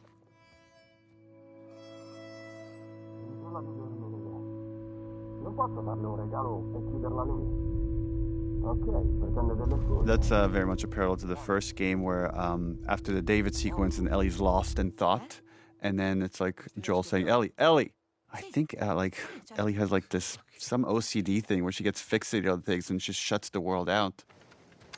I love how funny Jeffrey is in this scene. Mm-hmm. He's such a yenta. Yeah. Che ho sentito erano vostri. Ah, qualche vagabondo. Ellie ha provato il mio mirino. This was a fun scene. Ti è piaciuto? Sì, non è male. The two adults don't really understand what's going on, which is Ellie is like this resentment or this curiosity, whatever it is about what Joel did is growing. And this thing that she thought she could let go, she can't. And they just attribute it to like, oh, teenager. She's being a teenager. C'è un negozio di musica qui vicino. Avranno anche delle chitarre. Maybe you should just take him out for an ice cream. Maybe you guys should just hang out. I love how he did that lane, and I love the tapping of his foot under the table. Ti va, piccola? Yeah, sure, Joel, whatever. He's so excited. He's like, I did my job. Yeah, the engineering of this scene, it was important to show that the constant cost of having not made a cure. Ok. And here we have these two runaways from Jackson that have succumbed to the infection. And one more reminder for Ellie that things could have been different. Grazie. Sì. But she wouldn't be here. We're also ignoring one of my favorite exchanges in the whole game, which is realizing that Joel does not know that Ellie is gay at this point, which comes right before this. Oh my God, that's right. Where he just assumes there's something going on between her and Jesse, and she's like, she's like, sure, for sure, totally. Yeah. It's like he sees her, but there's like a little bit of he can't quite fully see the full her. Jackson è un piccolo paradiso, ma non potevamo più sopportare l'idea che altrove si soffrisse ancora. These are some of the hardest scenes to do, where there's just a lot of exposition and making it seem natural, like as if she's reading this note for the first time and reacting to it. And again, you two did just such a fantastic job of I always feel like I'm just watching these characters. Adam e Sidney.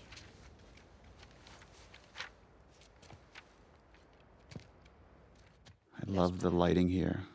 Just the way it's framed and silhouetted. It's so Into simple. the wood planks, so pretty.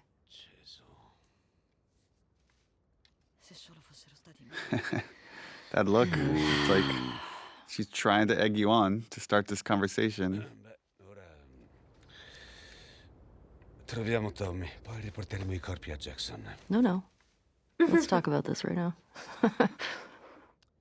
Quando mi hai portato via dall'ospedale hai detto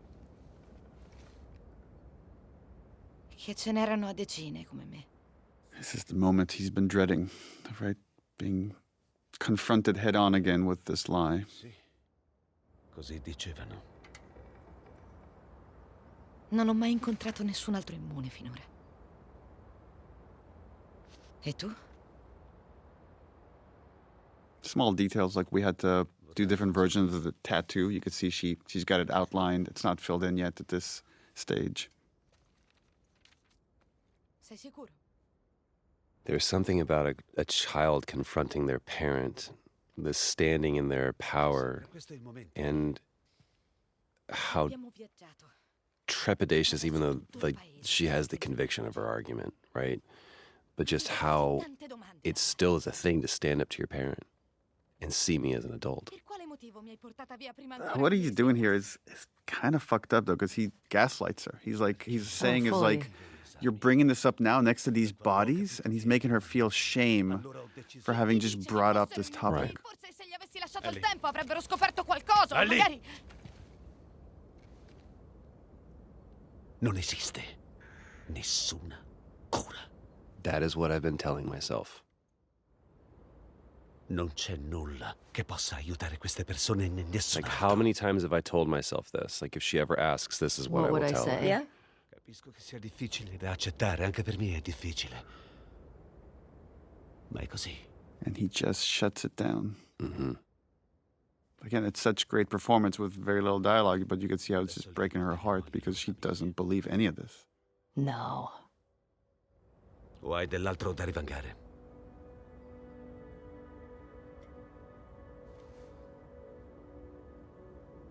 No. No, because you'll just lie about it. Yeah, that to me is the greatest sin.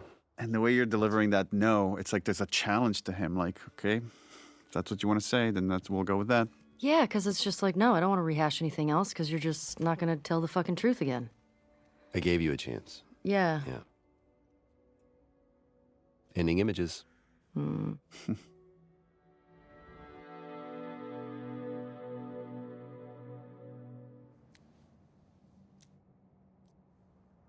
Oh, I liked your action here, Shannon, which is use your teeth to cut the thread. Yes, same.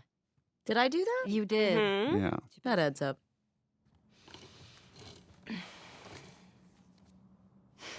There's so much survivalist intimacy in this game. È un tipo opposto. Mm-hmm. Perché non gliel'hai detto? There's so much you could read out of those faces. Mm-hmm. Yeah. Ecco qua.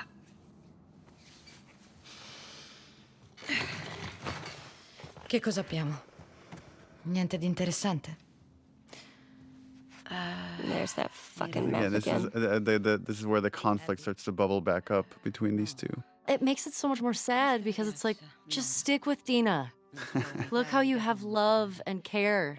It's so interesting because it's what The Last of Us is about. It's like Yeah. within this room right now, you have like two kinds of love. There's this very positive one with Dina, and this kind of negative one of like, I gotta get the people that hurt the person I love, Joel.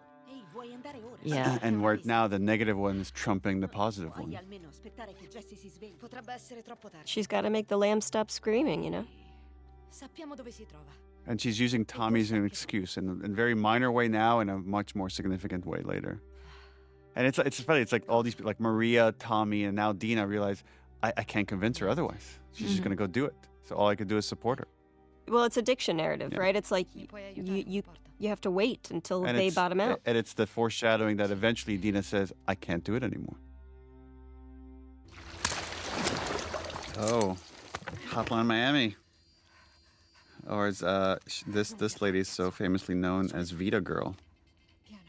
Oh, yeah, because she's got her PS Vita. And yeah, this scene was already kind of like laying out hints that even if Ellie's trying to avoid violence, it's going to find her. Right? So she doesn't mean to kill this person. You gotta respect her efficiency, though. I mean, One shot. one shot wonder. Mm-hmm. No looking back either. Straight to gameplay.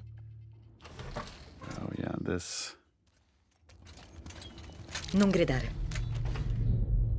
I mean, Nora's pretty smart in this scene. Yeah. Is that she knows she needs to get under Ellie's skin to just rattle her so she could get away. Ti ricordi di me? But she still doesn't know who Ellie is until the next scene. Ti ricordi di me? Che cosa vuoi?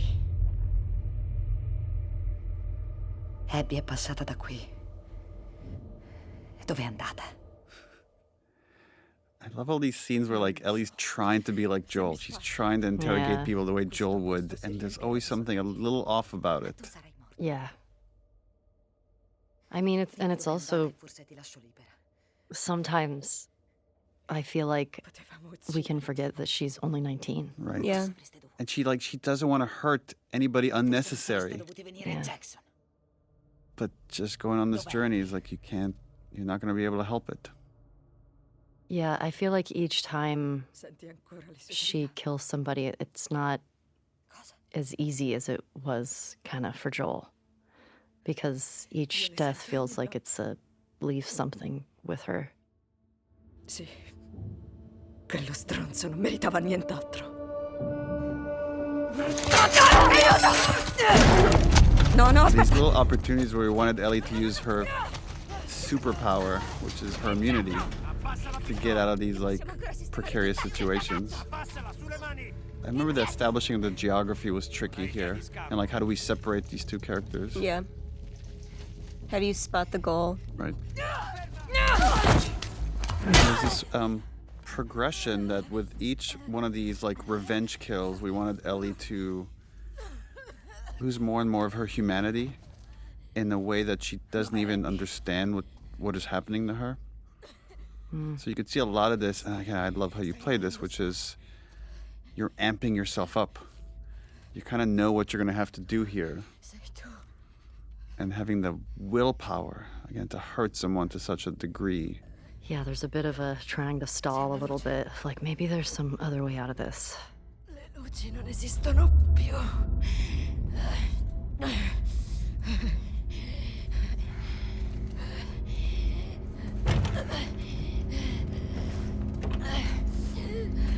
Dov'è Abby? Yeah, now we're at a point where she thinks all she needs is Abby to feel better about the whole thing.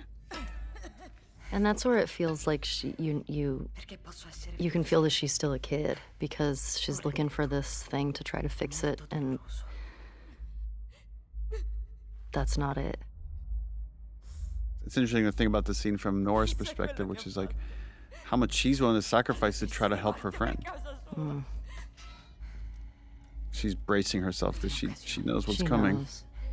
Like, Nora's a pretty commendable character from the other side. And it was important just to add this little bit of interactivity to make the player complicit in this.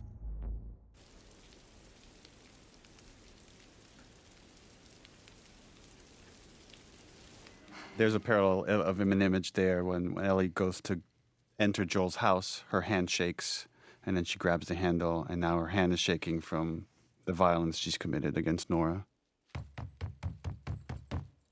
And it just shows that as much as she wants to be like Joel, she's not Joel. I think Joel could disassociate more, just remove himself from the impact that his violence has in a way that Ellie cannot. Ellie doesn't have as much practice with it. She also has, I think, more empathy. I think so.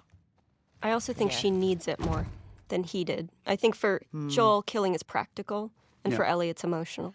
Right. We see Joel in the first game tortures a couple of guys, and he just moves on.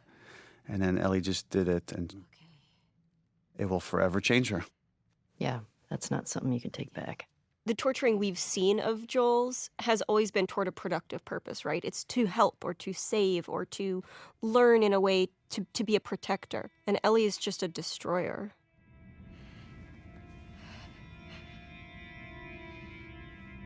Love this performance. This is a very expensive part of the game, by the way. One of the things that in live action is you get for free is putting a shirt on or taking it off.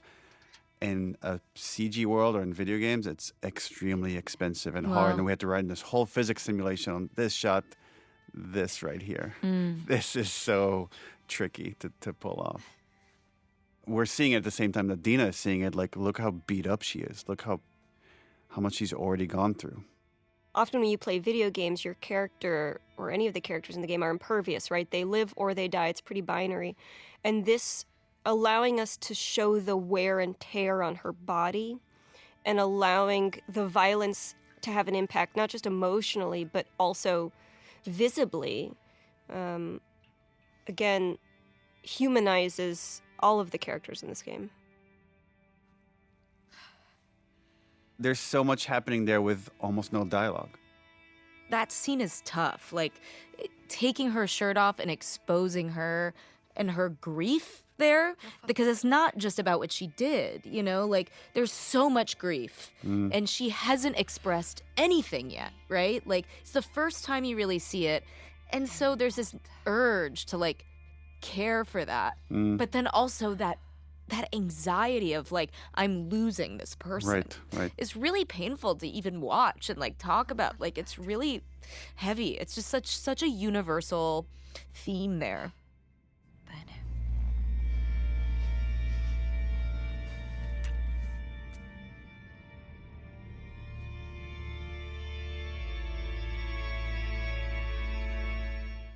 Io ho votato per Right. Oof, yeah.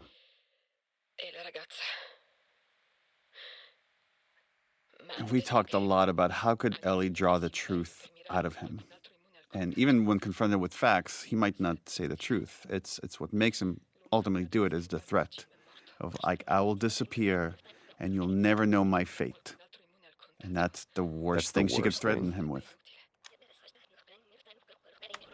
A lot of iteration on this horse animation right here. Trying to make it as believable as possible. This hug. Just the unrequited hug. I've definitely had those moments with my kids where it's like they're mad at me over something. You talk to me. I feel like it's such I mean, as thinking of, like, when I was a kid, it's so hard to reciprocate a physical hug like that when you're so angry. Mm-hmm. You're like, you can't touch me right now because I don't know what I'm gonna do. It's like I don't even know if Ellie knows what she's expecting here. She just wants a more I think she just wants a more plausible story, but there's a part of her that maybe is still in denial of what he's going to say. Yeah. I also remember you being so patient, Neil, with this. It was so important to just let each line land where it needed to land and the response to come when it had to come. Because we did this a lot of times. We all were very patient with this one. I love watching your performance right here, Trev, like Joel doing the math of, like, do I say it, do I not say it? And then right here, he's resigned. He's going to say it. And she just needs to push him over the edge. But look at him. He's so torn. It's so great.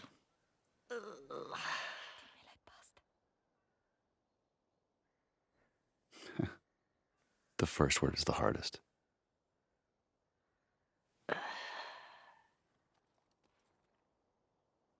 And he does need to spell the whole thing out for her because she knows. Yeah, she knows what this meant. Ti avrebbero uccisa.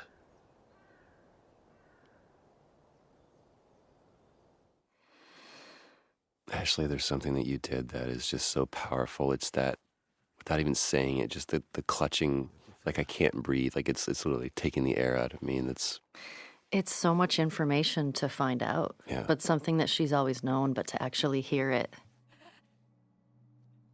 And also knowing that, oh, wow, you have been lying to my face every time that I've asked you about this. And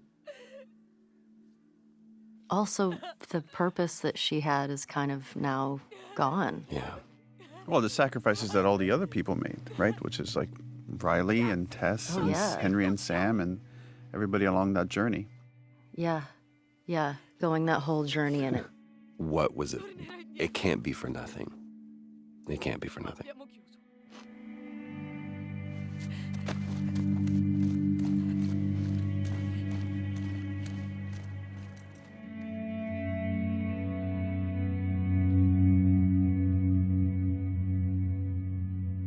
Yeah, I feel like the killing of Nora was a really big turning point, I feel like, emotionally for Ellie. Because, oh man, I love that part, just to see how much she's been through physically. Yeah, for me, that was one of my favorite sort of moments. Is so much in video games, the characters feel infallible, or even if they take hits, they're still great, you know. And to show that this isn't just an external cost. She's destroying herself. Oh. The Ellie and Jesse relationship is really kind of fascinating, of the respect these characters have for one another and the shared love they have for Dina.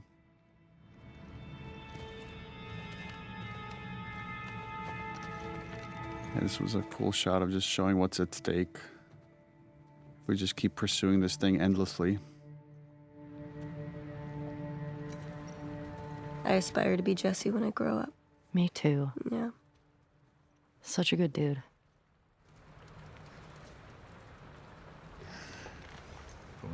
Also the idea of secrets, right? Characters holding on to these secrets, right? The idea that she's pregnant is a secret that Jesse figures out.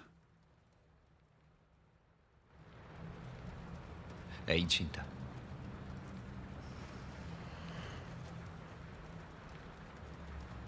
And like, right, it's again, knowing how much Ellie wrestles with characters not telling her the truth. Yeah.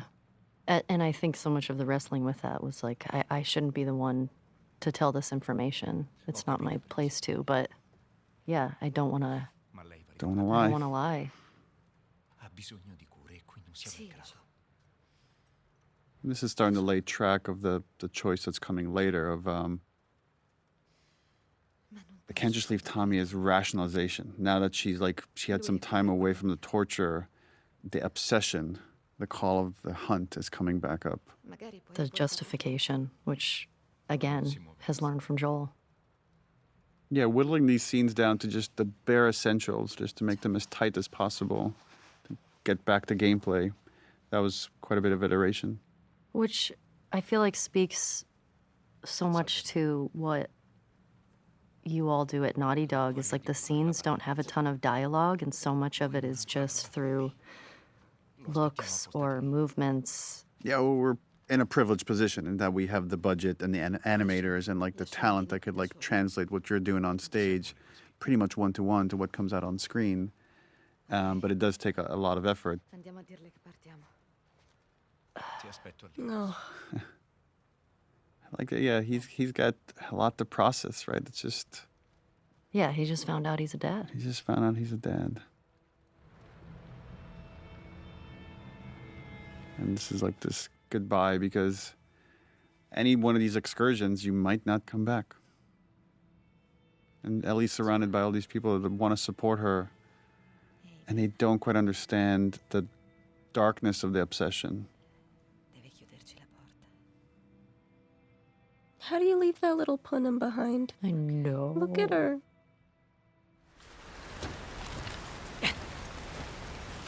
It took forever to build this, what we call the wide, which is like the deep background, where you could see the Ferris wheel, you could see just all these obstacles in front of them. Come cazzo lo attraversiamo? C'è quella strada. You could see WLF vehicles on that highway. And again, when you're acting in this, you don't see anything. So then you're just kind of doing gestures, and then based on what your head is looking at, we build the environment around that. Forza. Di qua. Yeah, and this is where the obsession completely takes over, where it's like, we can go for Tommy, or we can go for Abby, but we can't do both. And Ellie rationalizes that going after Abby would be the better choice. No, rubiamo la barca. Li hai sentiti, no? Parlano di Tommy. Come fai a dirlo? Allora chi altro è? Se fosse lui, non riusciremo comunque ad Again, arrivare. it's so fascinating to think about someone that just has put so much weight of like people being honest to each other, and here she's lying to Jesse and lying to herself. Yeah, I think so much of it is her own avoidance. And now Jessie just sees how dangerous she's become in this obsession, and she's losing even him. And it's so hard to lose Jessie. Yeah, and a lot of the construction of this game was these long stretches where Ellie would just be by herself. So to put these scenarios where we separate her from the people that love her, and wanting the player to feel as alone as she does.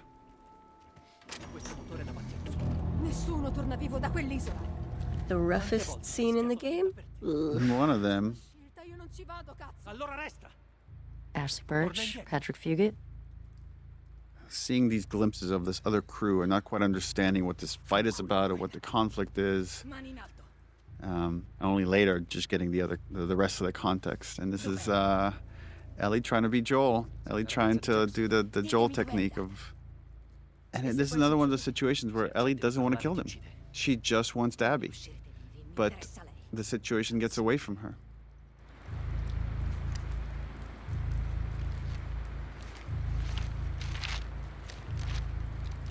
I love that she's just on razor's edge of just her emotions completely taken over. Yeah, she definitely doesn't quite, because she's inexperienced in this type of behavior, she doesn't quite have the calm, cool, and collected way of doing it like Joel did. Yeah, we wanted in this exploration of, the pursuit of justice at any cost, to show that there's always a cost. And, in the cycle of violence, there's often unintended consequences. And the idea that Ellie inadvertently kills a pregnant woman just felt like a great metaphor for that. But it definitely horrified some of the people at the studio that heard this pitch. Yeah.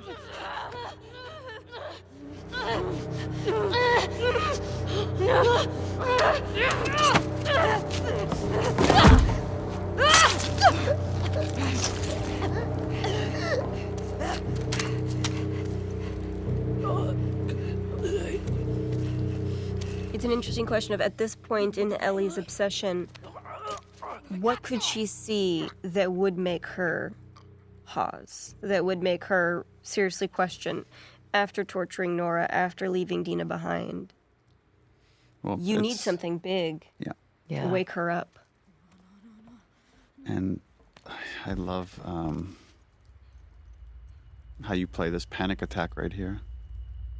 And just the audio design for it as well. And we do this trick when Tommy comes in. We actually recorded a line with Troy, so she hears Joel for like a split second. So you show like all these things are just interconnected in her mind now, all these like traumatic events.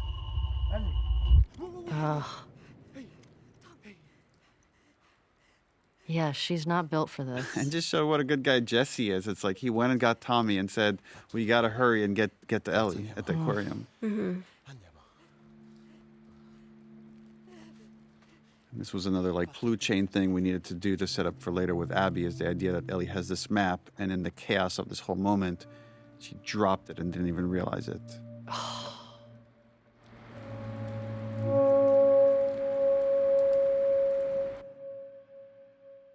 È inutile, sarà tutto ricoperto di neve. No, è il tempo di arrivare, si sarà sciolta. Yeah, this is a bunch of obsessed characters, except for Jesse. Jesse is the most moral character in the story. That all have to accept that it's time to go home. That it has to be okay if some of them get away with it. Se domani arriviamo a Fall City, è fatta. It's like these two, they have to convince each other. Hanno avuto ciò che meritavano. Yeah. Però lei è ancora viva. So much pent up energy under that line. He's still not on board. He's like, well... There is something interesting about how, like, Ellie doesn't see living as the punishment it is. Like, living with loss is the punishment it is, even though it's destroying her. In a weird way, for Ellie, like, it would almost be... She's suffering so much, and there's no peace, but she doesn't see that enough to say, I'm okay with Abby living with that level of suffering. Oh, yeah. And losing everyone she loves. Like, I've made her life miserable. And that would be the triumph. Yeah, in her mind, it's like she doesn't know what life she's living. She doesn't know what burden she's carrying. She's like, any kind of life, she hasn't paid the price for what she did. It's funny, and yet Ellie is incapable of living herself, right? She's incapable of. Yeah. It's interesting. And this is Tommy just trying to make light of the whole thing. Perché non ti trovi un regalo da solo? I really like this, the relationship between Ellie and Jesse and just how much respect they have for each other. I really like this moment right here. Jesse's just kind of the best. He's the most mature, level, reasonable guy. And Steven is such a cool dude. Yeah. Such a cool dude. He's just super chill and like, he's kind of like a cowboy. Yeah, Like, and he's like so a- positive too. He's Yeah. even when he'd be like, I'm real tired, real tired. Because over the course of the game, he went from like newly married to having Several triplets. children. Yeah, I think like several children. Mi diverto a tirarti fuori dai guai. It's like my friend's problems are my problems. Like, and he puts everybody else over him. He would have been a great baby daddy.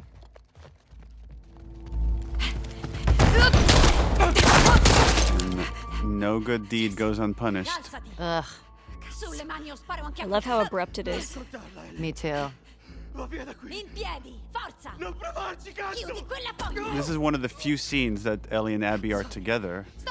And when we're making the game, it felt like we were making two very separate games with two different casts of characters. And then when they combine, it was such a strange feeling. Getta l'arma!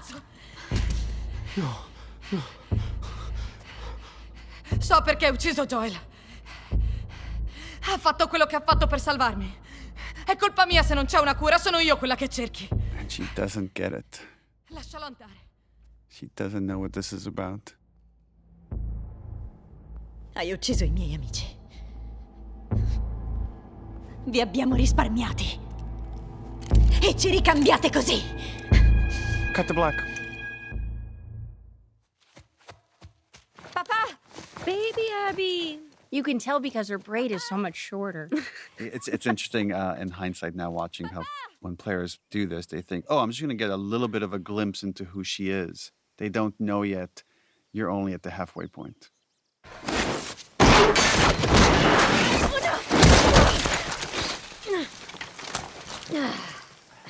Abby!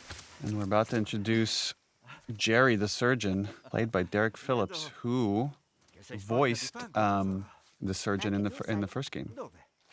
Another fun fact is we originally cast him as Henry before we decided to drastically change those characters, and then gave him the role of the surgeon. But that's before you knew that the second game was happening at all. Yeah. E? Partorirà a giorni, controlliamo che stia bene e poi rientriamo. Te lo prometto. Like this role reversal where she's more the adult in this relationship. You're probably thinking about this surgeon that doesn't have much to do until Ellie shows up. Of course, the zebra comes because, again, this is part of the Salt Lake City Zoo where the giraffes escaped that we saw in the first game. Zebra, played by the wonderful Chris Robbins, who doubled for a lot of stunt work as well for many characters on this game and the first game. I bet nobody ever asked him to be a zebra before. No, but man, he did a good nailed it. job of being a zebra tied up in barbed wire. And he's like this big former football player, and he's just knocking everybody around here. I love Pat just coming in like, what's I'm going on? like, yeah, what the fuck is this? Avanti!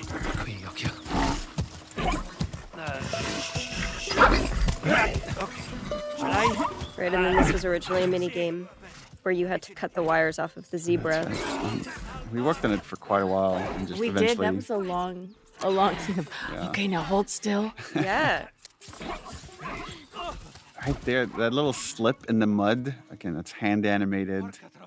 What the fuck? And then it's like, again, it's like the dad is acting like a child. And this was a stitch point because, again, the volume can only take you so far, and those stitches can be really tricky. But it was important in this project to always go outside the volume and just not make you feel. A lot of games, the performers could feel really constrained, like they're in a box. I wanted it to feel freer than that. Quella di cui parla sempre Marlene. L'hanno trovata nei tunnel. Ha un vecchio morso sul braccio. Però non è infetta. È impossibile. La stanno analizzando ora. Serve il tuo aiuto. Now there's like this glimmer of hope with Ellie and revealing that we're in that same giraffe location. All this beauty and wonderment happened in the first game.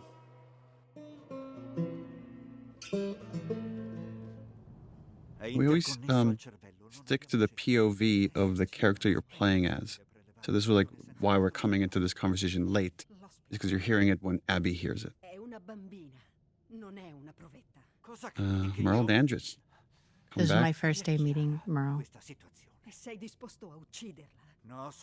Like Merle and I had so many conversations about how conflicted she was about what that has to happen, and then years later to visit the moment when she was arguing with Jerry. I always like that we get more insight into these characters. I like seeing Marlene advocate for Ellie behind the scenes because she's so resolved in the first game and the show, and to see that actually privately she was advocating. Avrebbero un senso con questo gesto.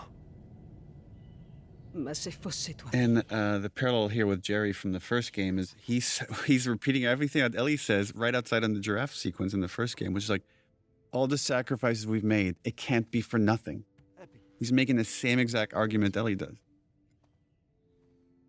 And then Abby walks in to give her dad an out. Senti, Marlene. And Marlene is done arguing, especially in front of his daughter. Grazie. Vado a dirlo a Joel. Perché? The ethical thing Marlene does here is like, I have to tell Joel, which is ultimately her fatal mistake. Yeah. I guess Jerry's fatal mistake too, that he allowed it to happen.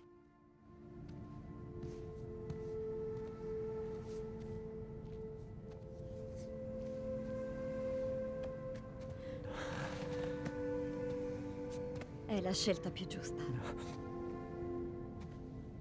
She sees how conflicted her dad is, and she tries to tell him it would be okay. I would want you to do it to me. And he can never admit that he wouldn't. You don't think so? Well, I think he would. That's what I love about this. It's like, but he never says it. Yeah, he just kind of has that look of... Maybe he's just glad that it's not her. Yeah.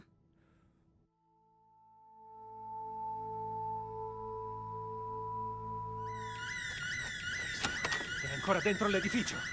Oof. Abby, non guardare. We can't spare any of our characters from seeing the trauma firsthand. Yeah.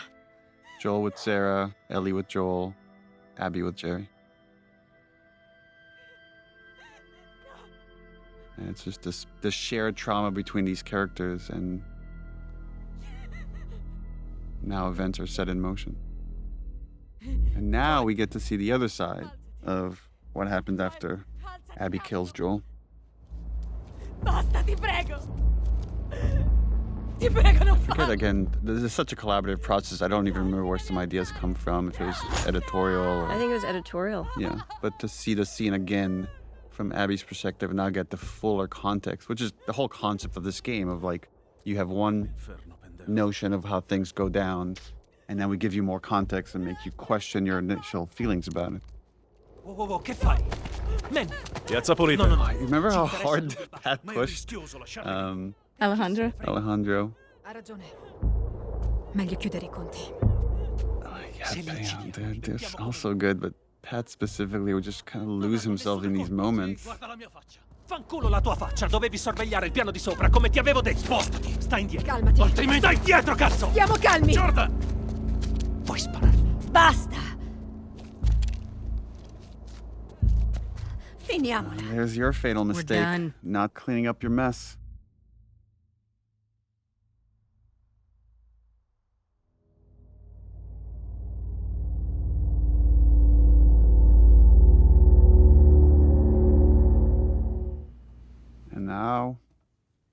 back to day one. And this is where I think the penny drops for most players that, oh my God, I'm going to have to replay this entire sequence from the other side. This was fun. City of Thieves was highly inspirational for the first game, written by Game of Thrones co-showrunner David Benioff.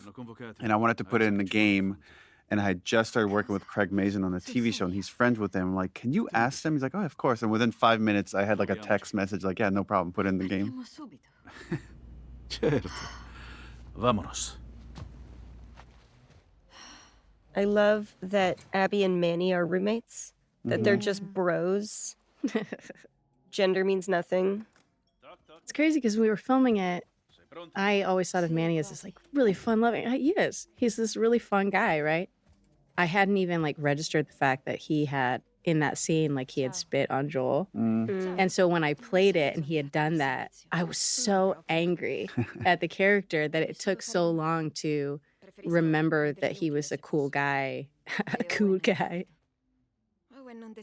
The irony that Ashley Birch, who plays Mel, has to play pregnant while you, Laura Bailey, were pregnant.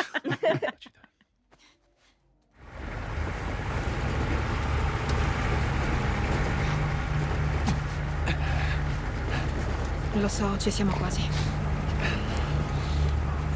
From a writing standpoint, this is hard, because we're introducing a brand new cast of characters that we're asking you to care about, and we're building a mission a quest about Owen that's not really related to the revenge quest you just played half the game with. But there's just a lot of track we have to lay to then get the interesting payoffs. Just showing how close these people that came from the Fireflies are. That despite that they're in a group that's very tribalistic, they have their own tribe within that. And they can be very upset with each other, but there's a protectiveness of their own group. This was hard on the dev side of, we captured the scene and we're like, okay, here you see a tower, now you're going to pass the gate. And then we had to build all this real estate of this drive that's based on how much performance we have from you all. Oh, God, I didn't even think about that. Yeah. And we iterated a lot on just this layout and this turn and like, okay, when should the truck stop? And then they have to add all the secondary motion to you all, like, because we're not an actual truck when we shoot this. But we all just kind of did this little shimmy shake as we were in that. But we did shoot this with Roach, the dog. Roach the dog, we did. Remember when Roach would come on set? In his mocap suit? And in his mocap suit, playing Alice. And the whole set would just... Right, fall in love with take Roach. Pictures, just take selfies with Roach. That's seriously, like, Roach days were just... They were the best days. They were the best. Neil, do you remember there was originally a storyline where Mel was actually closer with Jerry because they worked so closely together, and there was like some level of contention, historical contention between Mel and Abby for his affection. Right. And we scrapped that because Mel needed to be so likable because she's such a hindrance to Abby's happiness. Vi aspetterò qui. Buona buona.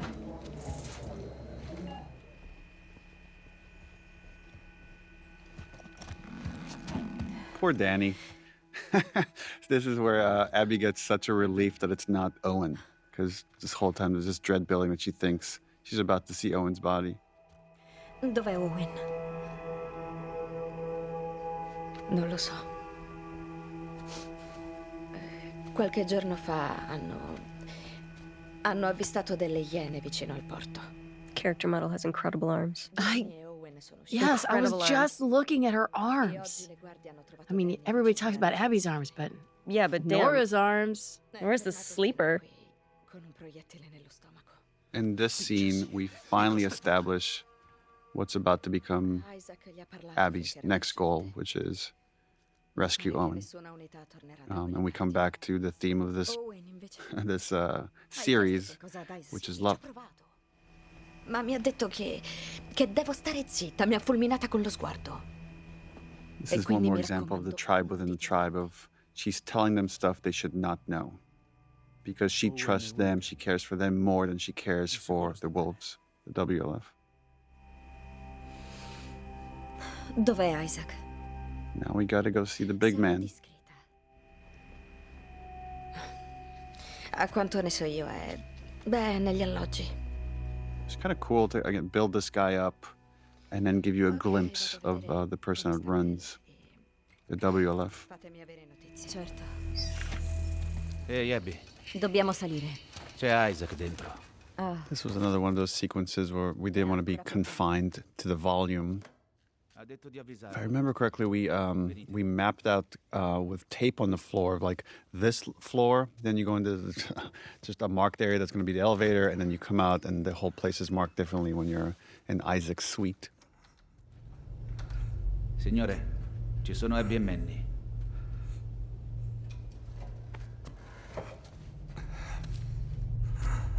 And here we have the fantastic and very scary Jeffrey Wright. Non deve addormentarsi. There's a dehumanization that happens when you're in conflict with another group for so long, and there's so many like retributions that they get to a place where you can't torture them because they're so dehumanized. And we get to see how easy it is for Isaac now that he just sees them as pure enemies. We met Jeffrey Wright because his son was such a big fan of the first game. And talking to him, I offered him this role, and he was very excited to take it on. So it was fun to work with him, even if a little intimidating at times, just because his gravelly voice is so creepy. Che succede, capo? Tutte queste schermaglie. Non si può continuare così. E quindi cosa? This was another obstacle we're throwing in Abby's way, which is, in the past, Isaac has given her a lot of rope because of how capable she is to pursue Joel. But here, he can't afford to have anybody leave because they're going to go all out to kill every last scar, as he would call it. Signore, abbiamo provato ad attaccare. I remember in like early iterations of the script, having a bunch of scenes, not a bunch, but having scenes with Isaac, where he was very much a mentor for her and almost like a surrogate father figure as she was growing up. Those were early versions of the story, or Yeah. just in trying to shrink this behemoth down, we end up cutting. But the other thing you could see here is Jeffrey Wright has a limp. And the reason for that is if you look at the concept art, he has an amputated leg. And there's no opportunity to really see it, but the limp is still there. And then we did so many takes, and Jeffrey insisted on eating an apple in every take just to make it authentic, so he ate a bunch of apples. To Laura's point, we wrote scenes. I remember drafting scenes where he's coming in as trying to be sort of a Tommy, like a father figure after she's lost her dad, and you come to realize how intimate their relationship is, but it's something that she will very quickly give up in the face of Owen being in trouble. And as soon as she connects with Lev, again, she's willing to give that up. But couldn't do it for time. You get little hints of it because I feel like our relationship in this scene, you can see that he's given her things in the past. She's used to being able to get her way. And the one line, the way he lives it, like, stop gossiping about it. Like, the idea of that you guys need to stop, like, being this, like, Salt Lake City crew. You're part of a bigger group now. Yeah. There are things more important. And even here, he's, like, saying, when the time comes, we'll do what's right. Yeah, at this point, you find him to be, I think, torturing aside, like, he's a very fair leader with her. He's given her a lot, and then now he expects her to step up for ultimately, a 3-day assault. The way he behaves, again, this is like we're on a broken record, which is he loves his people. He's going to go commit atrocities because of how much he loves the people that look up to him. He's going to burn a village filled with children. Right. Owen non può aver ucciso Danny per una iena, giusto? Cosa? No. Abby, no. Domattina sarò qui, coprimi fino ad allora. Isaac ti farà a pezzi. Non prima dell'assalto. Hai sentito? Abby doesn't care about this assault in the same way that Joel didn't care about finding a cure. It's just about the people that are close to us. And now we head into her head for flashback. The most fun scenes to shoot.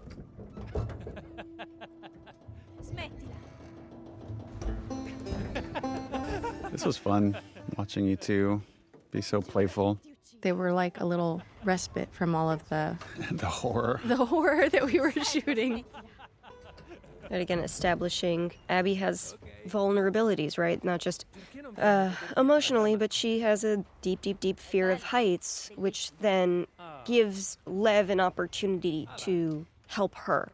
Just interesting, these characters that here with Owen and then the other time with Joel when he takes Ellie to the museum of these gifts that they give the people that they love. And here it's like he brought her to show her this beautiful aquarium as a show of his love. Well, he's trying to, right, in the same way as Joel after David, he is trying to get back to the Abby that was. He's trying to get back to the dynamic that they had, and he's putting all of his heart into bringing her joy in the hopes that he can get confirmation that that person is not dead. Si è fatto tardi. Già.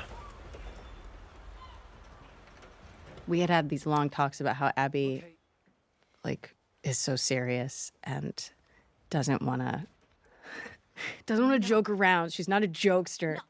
And I think Pat just, like, took that and ran because every single time we would shoot, he would try to make me laugh as we were shooting as, like, a challenge.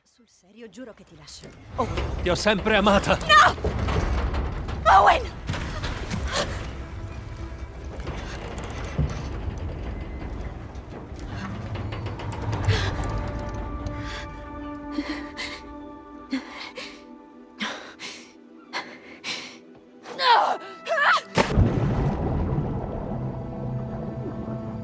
It is like, at this point, Abby also, I think, is trying to be the person everybody wants her to be. She's trying to be the old version of Abby. She's trying to be the loyal soldier to Isaac, who has given them a home and a purpose.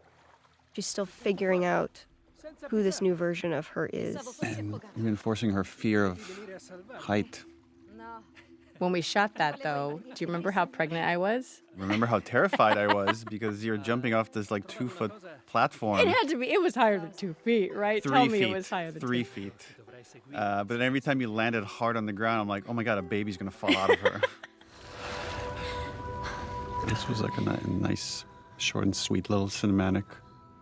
Also a fun thing to shoot when you're like coming up from underwater.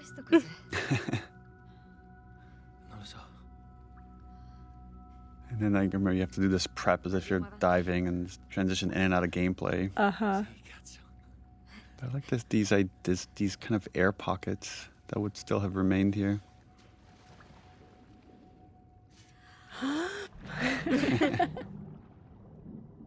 As you held your breath a lot while shooting some of these scenes.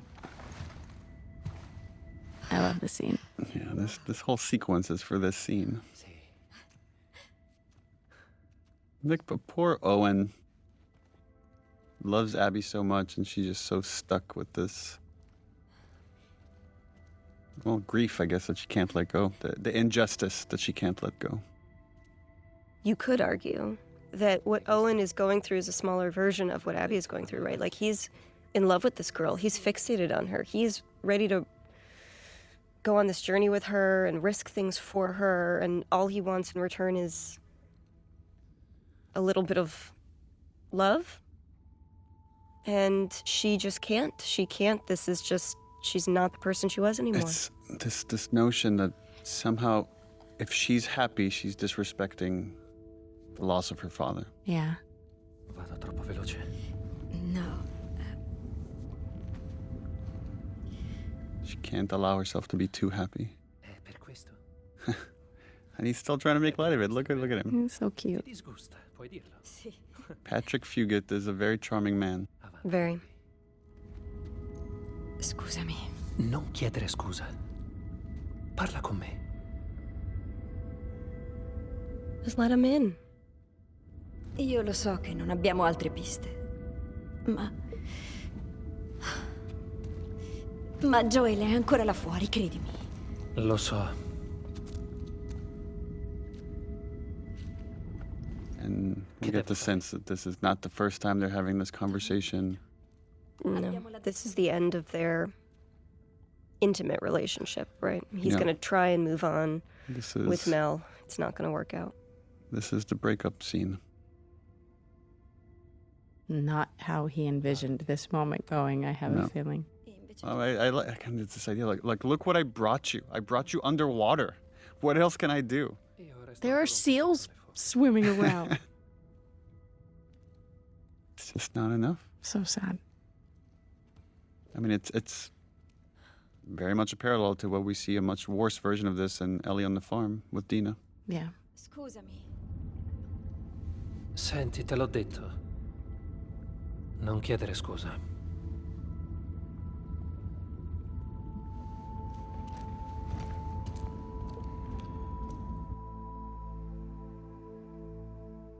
Flashback number 2 for Abby. Yeah. So this scene also, the sequence had to do a lot of work because we're once again resetting. You have to learn where she and Owen are in their relationship, feel that tension, feel the family dynamics. He's so surprised to see her. Ehi, Ciao. Va tutto bene? sì.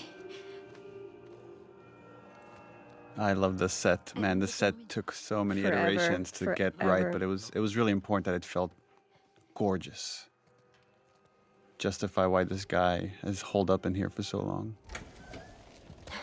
Wow, complimenti. Che lusso. E non hai ancora visto niente. This is our Christmas episode. Goditi il panorama. A thing you might not appreciate until you sort of really play this is this aquarium had to meet so many different needs because it's in so many different Right. levels.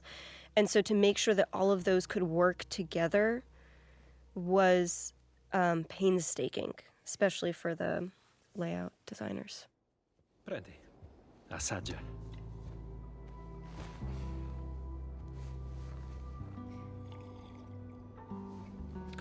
Allora? Il panorama è bello. Ah, grazie tante. Per lei porci. Volevi una bugia? Sì, ovviamente.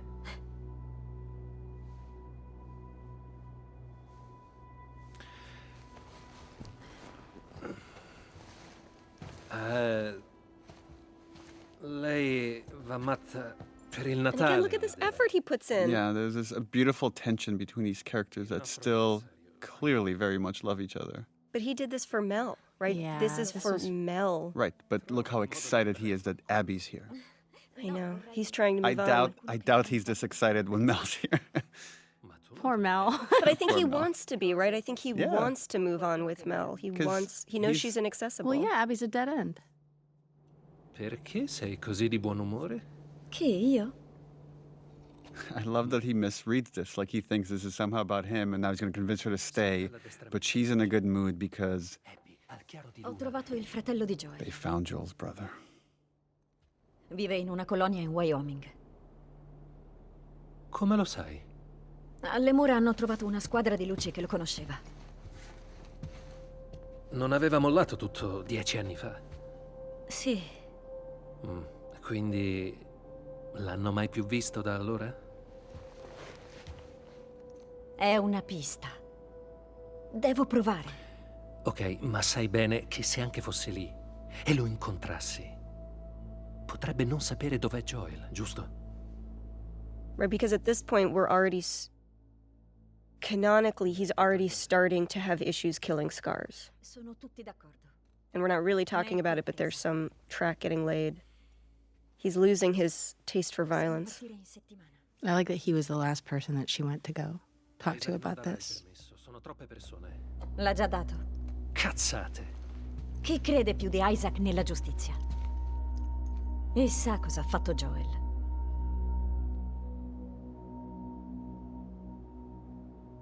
Ehi. O insieme o niente, giusto? I love that look. It's like, you promised me. If we get like any clue, you promised me. He doesn't want to be the last holdout. But he's like Jesse. He's never not going to go if his people are going. Oh. The Paris sequence. This scene. Oh, yes. Was this one of the first things we shot? Yeah, because it was for Paris Games Week. Paris Games Week, yeah. We shot this way in advance. I think it was like a day or two before we shot this that I'm like, we could do this all as one shot. And like I had sketched out like these kind of storyboards real quick, and then came up with this hazy plan with Matt Neapolitan, our cinematographer for this game. Like take after take of getting dragged by your arms. This was another one where we actually strung Laura up with, we had like 2 ropes, one that was around your neck to just give you a little bit of tension that you could lean into as much as you wanted, and then another one that held your body up in the air. Yeah. Oh, but man, this was so much work, and like we scrutinized the tiniest details in the scene. When this came out originally, people thought that she was Anna. Anna. That she was Ellie's mom. We were watching the narrative of how Ellie came to be. And these seraphites that at times you might feel sorry for them, and you see them getting tortured. And then see that, you know... Oh, wait a minute. Here, the lead Seraphites in the scene is played by Emily Swallow in just Small World. She's of Mandalorian fame, acting along Pedro Pascal.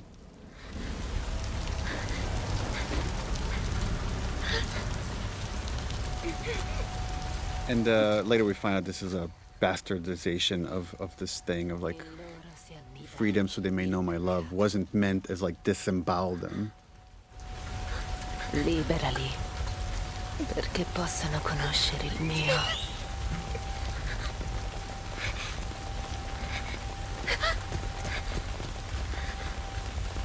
The intro of Victoria Grace plays Yara.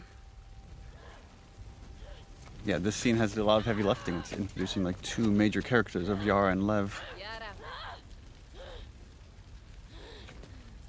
Again, this idea that keeps repeating in this story of like the tribe within a tribe, that even though these are all Abby's enemies, Seraphites, somehow they have it in for these 2 kids. And again, this is one of those weird opportunities, I know it sounds dark, but like in seeing the violence against these kids, it's much easier to immediately understand why Abby makes the choices she makes. They may be their enemy, but these are kids getting hurt. Lighting a scene is really hard. Lighting a scene that's one take, where the camera's constantly moving around in 360 degrees and making sure all those angles still look good, is close to impossible. So kudos to our lighting team. The face change as she, ugh. The face change, the flow of blood, the water, there's so many things that done improperly would take you out of the scene. And then we spent a lot of time, even to the hands right there, I remember we spent so much time making sure you see the tension in the hands as she's suffocating. The shirt, and make sure the shirt felt wet and it's sticking to her skin, and it's a little bit translucent because it's wet. That's the kind of detail that Naughty Dog is crazy about. Arrivano I demoni. So this is the introduction of Ian Alexander, and a fun thing to watch as you watch his face throughout the game is, I think it was lead character Ashley Swedowski came up with it, but if you look at his scars, one of them is a little crooked and wobbly, and the idea that like you see there's physical representation of his hesitation in this religion, even on the scars on his face. And yet, I think the beautiful thing with him is that he remains a believer all the way through. Yeah. His faith partly saved him, right? Because he saw the beauty in the intention.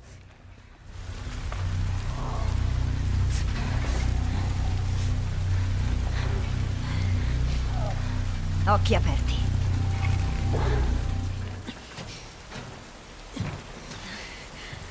Chiudi.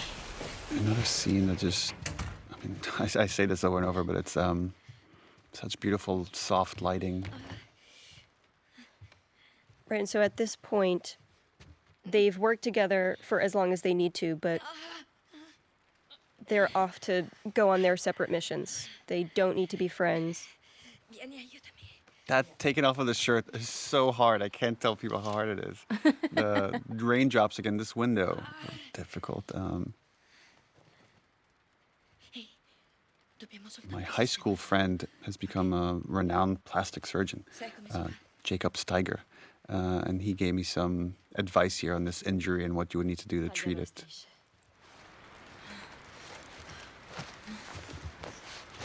Right, and this is also a reminder that while Abby took a different path, she comes from doctors, from care. She understands the body, even if she never particularly prioritized it.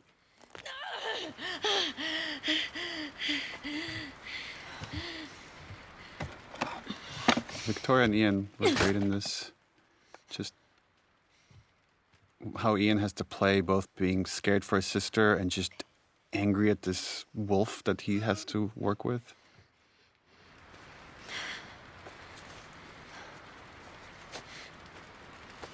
Come ti chiami? This is a recurring theme throughout both games, that the idea of giving someone's name is a way to show you trust them. Grazie di avermi liberata. Love this theme again. I like the conflict of leaving them, knowing you're dooming them. Oh, this is... She thinks, I'll give them the warning and that'll be enough. Questa zona è pericolosa. Comunque stia domani. Dovete andarvene da qui. I don't need your fucking help. The lighting on the hair. This game is still very impressive. Owen. This scene turned out to be a bit more controversial than we anticipated. The irony here is, as much as this is the counterpoint sex scene to Ellie's sex scene, we don't... Oh, I guess we do show a little more. Isaac ti ha mandato a cercarmi. Ti sbagli. Well, we'll get to that in a second, but I love this interplay between the two. And Capito. yeah, we really wanted to give Pat something meaty. And this monologue, which he just, for my money, knocked it out of the park. Danny è morto. Of like visualizing this moment where he just can't do this violent thing anymore. It's not him. Mi dici che è successo? I like that she's been strung up and beaten and almost killed, and none of that's important right now.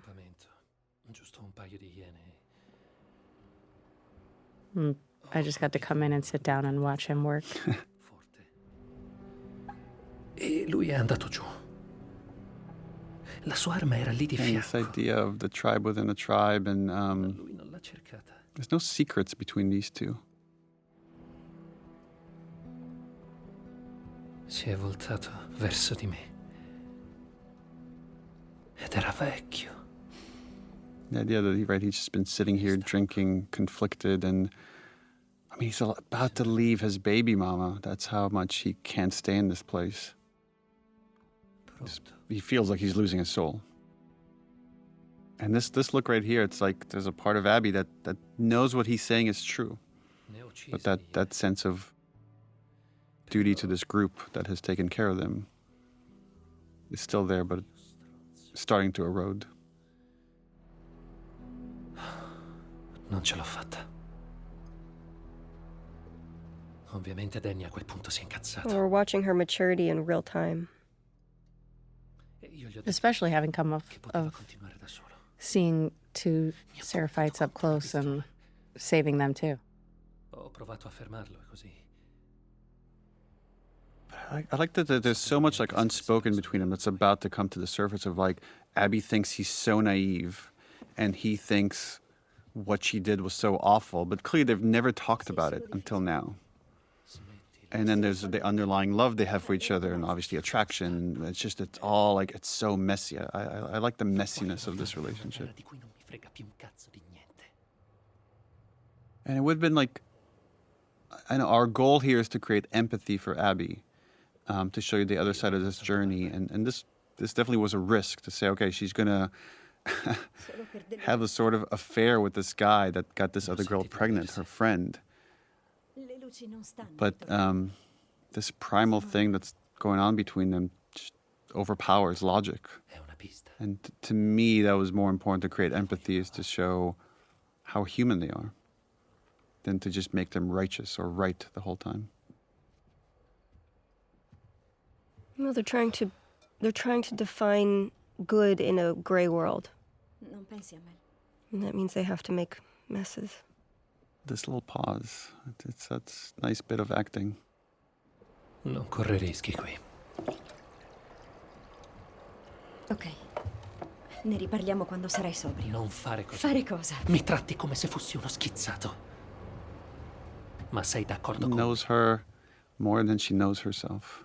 Se le luci fossero a Santa Barbara, io me ne andrei il più lontano And the possibile. resentment that she has for the Fireflies, because in her mind, that's part of the reason her dad died, is...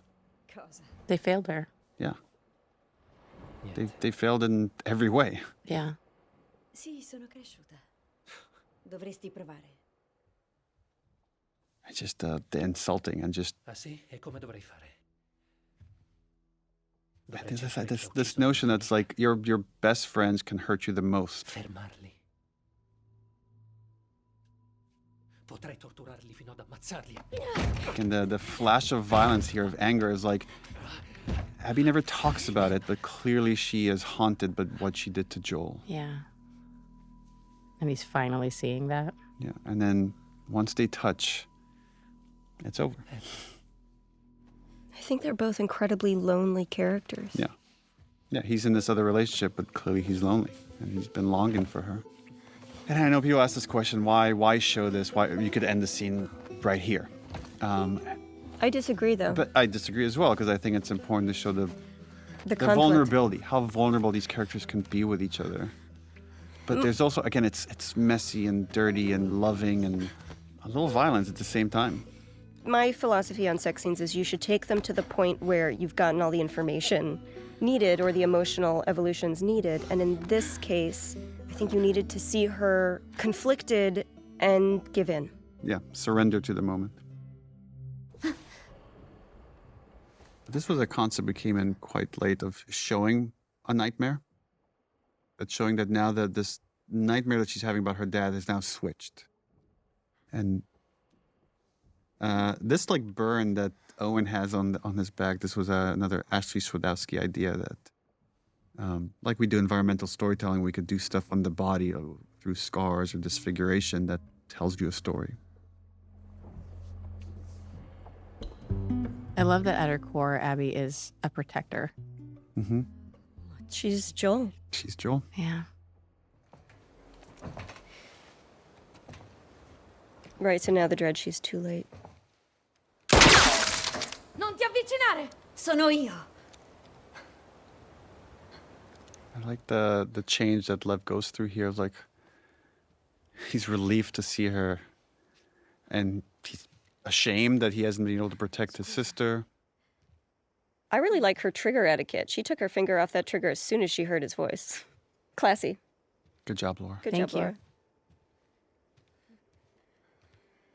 There's this little bit of storytelling of the jacket on top of her, that now she's feverish.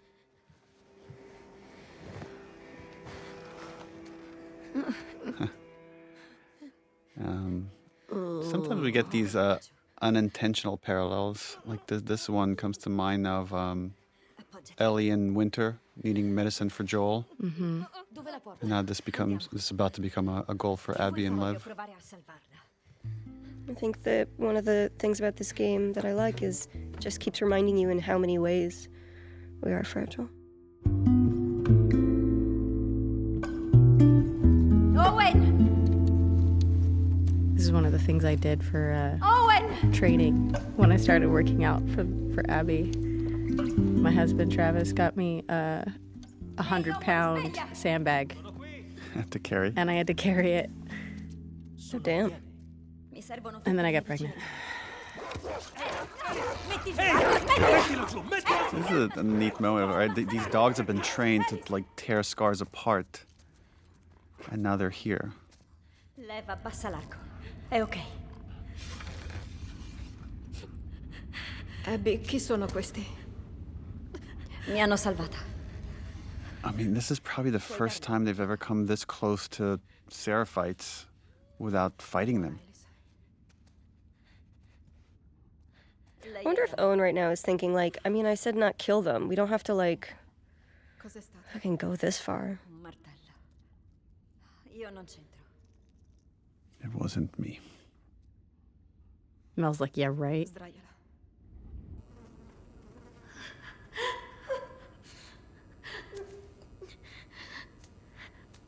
I don't know, it doesn't look that bad. It's just a little pink. It's just It's a a little tan. smooshy. Yara. No. Pensavo di lavarlo e di ricomporlo. L'osso è frantumato. Like, there's a moment here that I always find funny where, like, Owen tries to suggest, like, just cutting it and burning it. And Laura, you just make him feel like an idiot.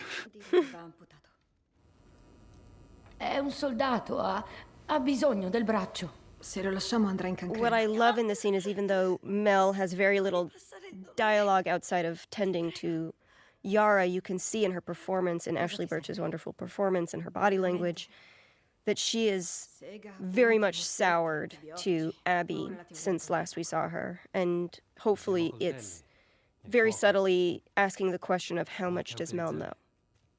Morirebbe di infezione. You fucking moron. Fa un elenco. Vado all'ospedale. Questi 2 giorni. Non mi interessa. Non lo dico per te, Abby, non può resistere 2 giorni. E se ti aiutassi a raggiungerlo Abby in is 2 like ore? such a L'ospedale dei lupi, giusto? singularly minded Sul lato ovest. person. Like, when she gets fixated on something, nothing will get in her way. Dei ponti. I don't know anyone else like that. Li usiamo per poter evitare le inondazioni. E voi lupi. Può resistere 2 ore. Probabile, sì. This idea of the sky bridges and that wolves never look up. It's actually it's an idea we got from our focus test, is that we build these elaborate levels, and then we find players look left and right and almost never turn the camera upwards. Oh, wow. So there's this idea that they're patrolling these streets and they never look up to see these secret paths that the seraphites are using. Abby. Look at the Oh, way- yeah, you calling Abby right now? Look at the way Mel's looking at him. Ehi, There's also, again, it's kind of a messy theme, but the idea of that we've done certain things and it feels like we can never get past them.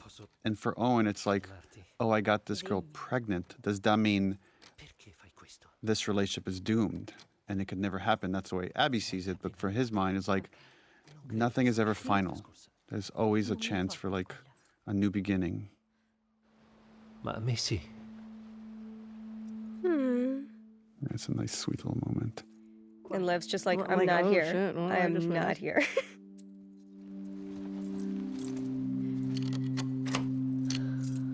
Yeah, there's so much unsaid that, again, we have the privilege of Naughty Dog being able to capture such small nuances of your performance that we don't have to rely on dialogue as much.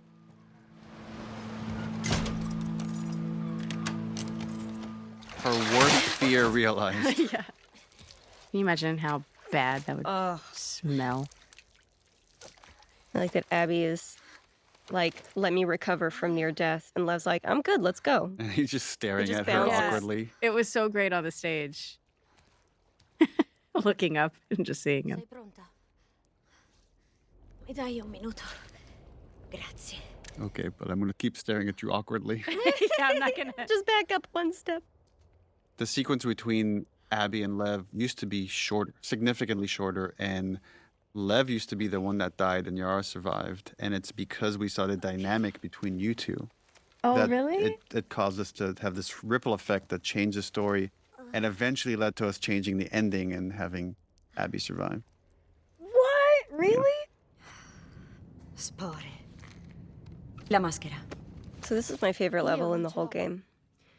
And narratively, this level had to do a lot of work, not just because, hey, now we're going to learn more about Seraphite culture and what this is and who Lev is, but this level has to ultimately earn Abby's willingness to walk away from the wolves. Se muori, resterò bloccato qui. Allora prega per me. She has to build love. The banter that's forming between these two characters. That as they get more comfortable with each other, they're okay insulting each other in this funny way.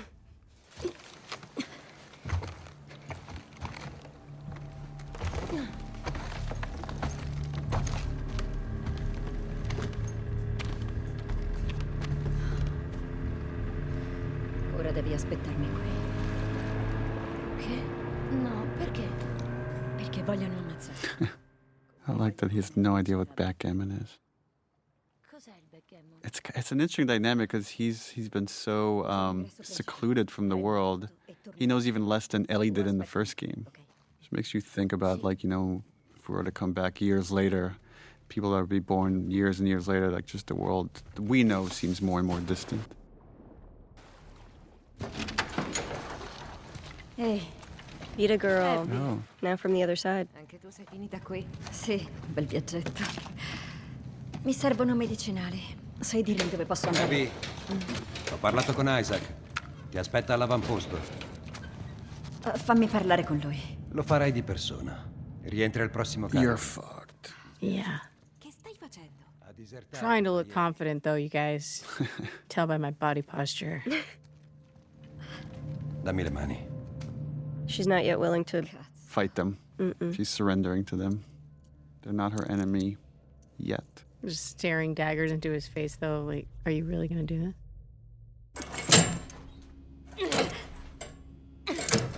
Ehi! Ehi! Liberatemi, cazzo!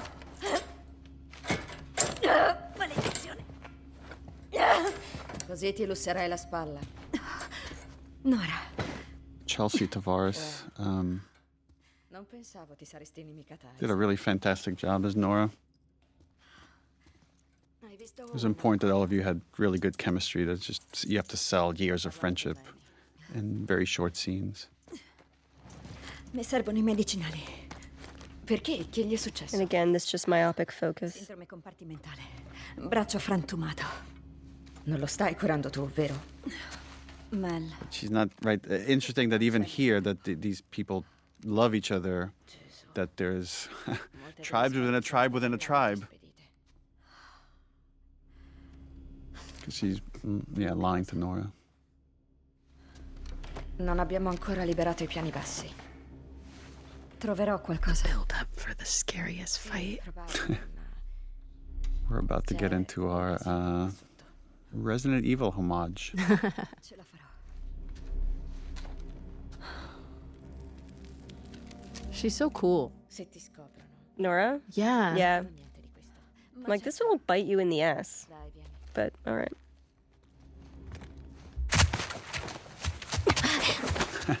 Like that she's ready to pummel whoever it is that grabbed her.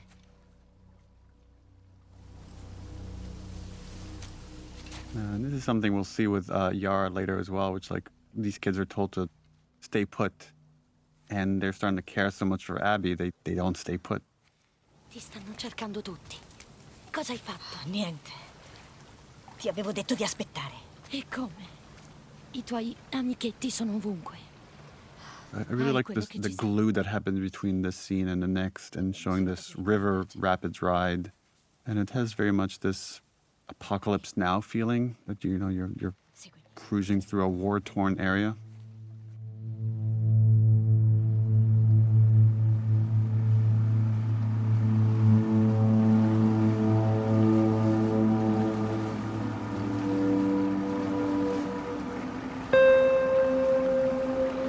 This game is so ugly.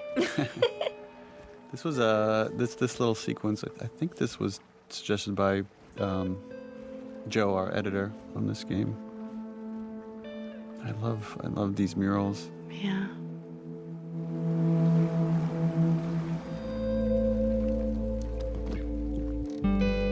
Sometimes these like kind of connecting shots I find really beautiful. Just giving you a little bit of a gap in time.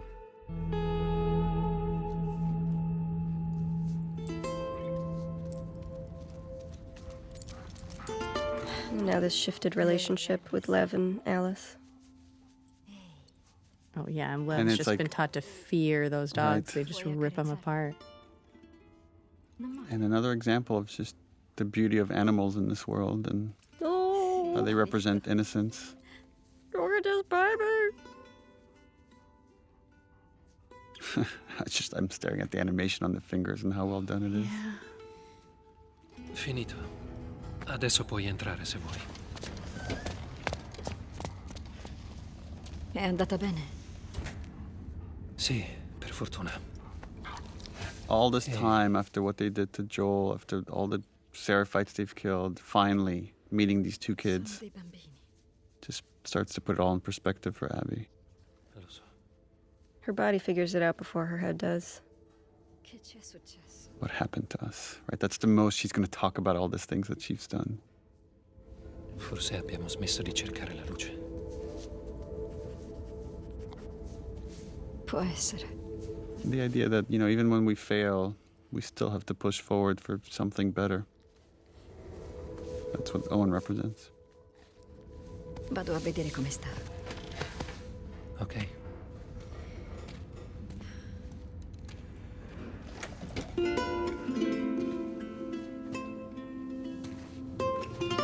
Something so beautiful and sad here when we reveal the missing arm and this exchange of a smile between these two characters. Another time I'm going to sound like a broken record, but it's just, I love showing off your performances with no dialogue. It just makes our job easier as writers. Just leave out the writing. That's the secret to good writing. Leave out the writing. And finally, she has one good night of sleep.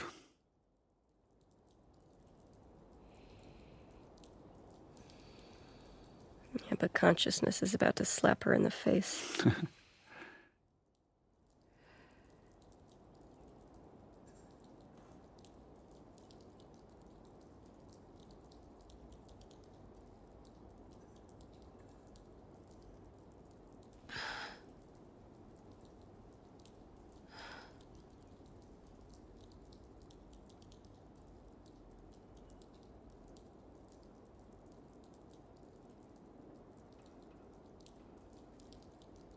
È tutto inutile. Non accetterà mai di venire con te. Posso convincerla.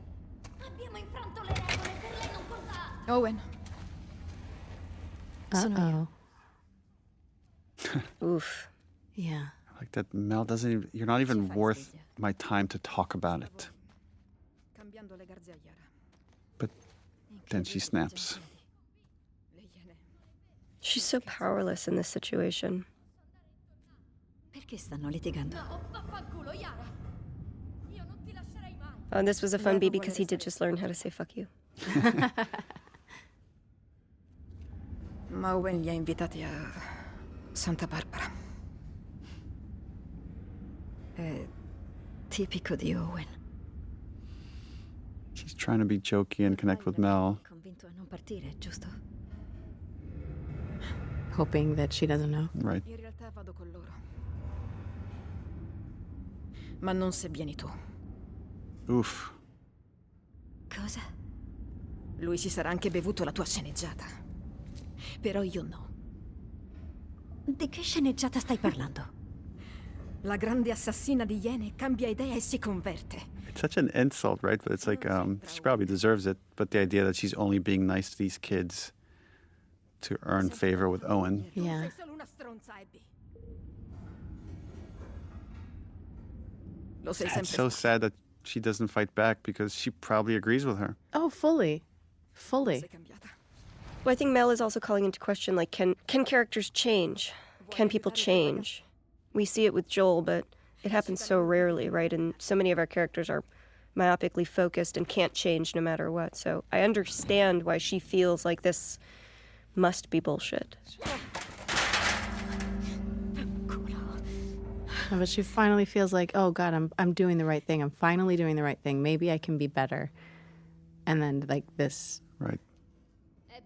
instant back to reality. I like that showing emotion in this world is somehow a weakness. Bella maglia. We had already a lot on what was on that shirt. We had, Yes. I just I was remember just we had thinking the same thing. all these different designs that were just too distracting, and finally we ended up with something pretty subtle. Il tuo braccio. Because she'd need an aquarium shirt. Why does that otter look so sad? Otter lost its arm too. Lev si è convinto. Lo farà. I remember a conversation I had with Victoria here about Yara's motivation, how she's she feels like she needs to repay Abby in some way, and she's complimenting her and she's pulling her in to like find Lev, but more for Abby's sake than for actually finding Lev.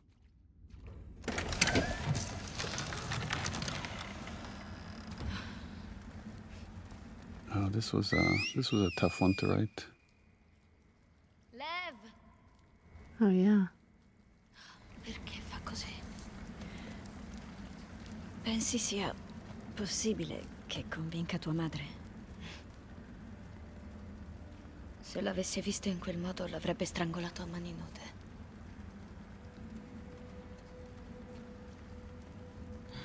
The conflict between love and duty, of like the love a mom should have for her kids and the duty she has for her religion.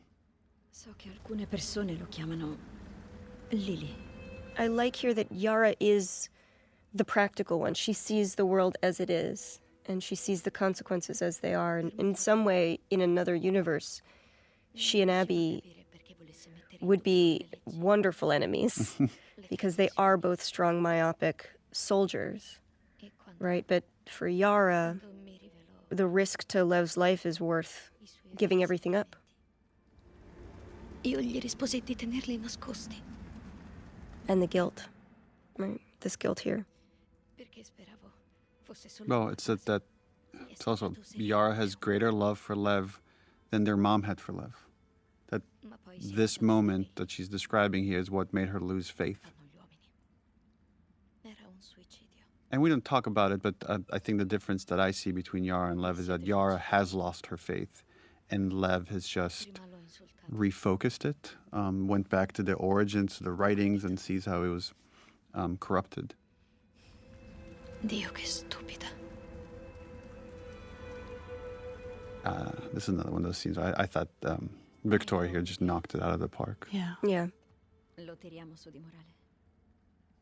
I like these in these action games, sometimes having a goal of like, oh, let's find a toy to cheer up a kid. And that becomes your gameplay objective. E questo? È perfetto. Another brilliant thing Ashley Swedowski sort of conceived of is you watch the kids visually change and move away from scars over the course of this game. So here we see Yara is now dressed like a civilian, but she still wears the braids. She's not fully letting go. Il mio acquario, le mie cose. Scherzavo. Serviti pure. Tu no. Hai visto Lev? Sì, Yeah, we're about to get into this conversation of, I mean, they're talking about their relationship, but thematically there's greater stuff here, which is, when are things too late? When have you gone so far that there's no coming back from it? Non ha capito che scherzavo. They are very literal. They're literal people. Non ci so. It's funny, he says he sucks with kids, but I think Owen would be a great dad. Oh, I think he'd be an incredible dad. Another world. Vieni a Santa Barbara, vero? No, non posso. Perché? Lo sai perché. He's such an optimist, right? He's about to talk about that.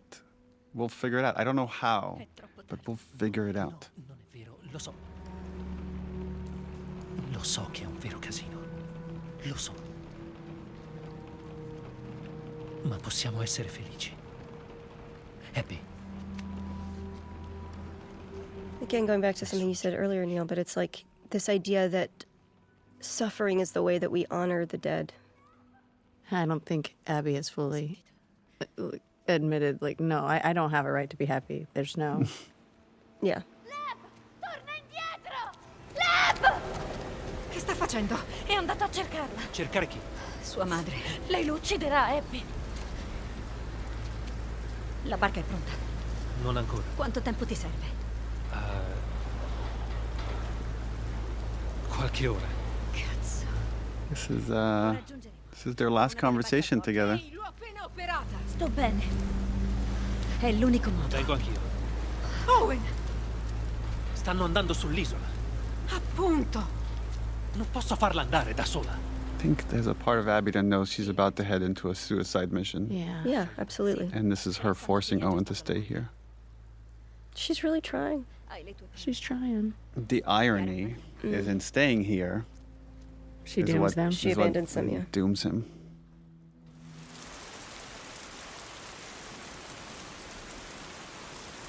I don't know when it is in gameplay that you realize, like, oh God, I killed them all as Ellie. You know what I mean? What did I do? Is that a sniper rifle? Uh-oh. Resta sul muro. Cerco una barca in passo a prendere. No, posso aiutarti? No, no, no. Girl, you have one arm. She is so tough. She's badass. But yeah, Abby doesn't want any more blood on her hands. So just like with Owen, she wants Yara to stay behind. Sta giù! Ma che cazzo? Manny. Sei da sola? Sì. They like the dynamic between Abby and Manny. Quel cecchino è un professionista. Just a couple of bros. A couple of bros. Stanotte l'obiettivo era l'isola. Poi è arrivato questo pendente. Tommy's so Ho cool. mandato a chiedere aiuto. It's so interesting how very few players guessed that this was Tommy right Oh, here. really? Yeah. Mi serve una barca. Adesso. Just because it's been so long and you forget forget, about there's yeah. a whole other cast of characters that are on this island, and now these two stories are starting to merge. Right, at first it feels coincidental, like, oh, she just happens on Manny. It's like, no, Manny was targeted. The revelation, it's Tommy. What? No wonder he was so good. Like, oh right, this whole other game that's happening finally collides.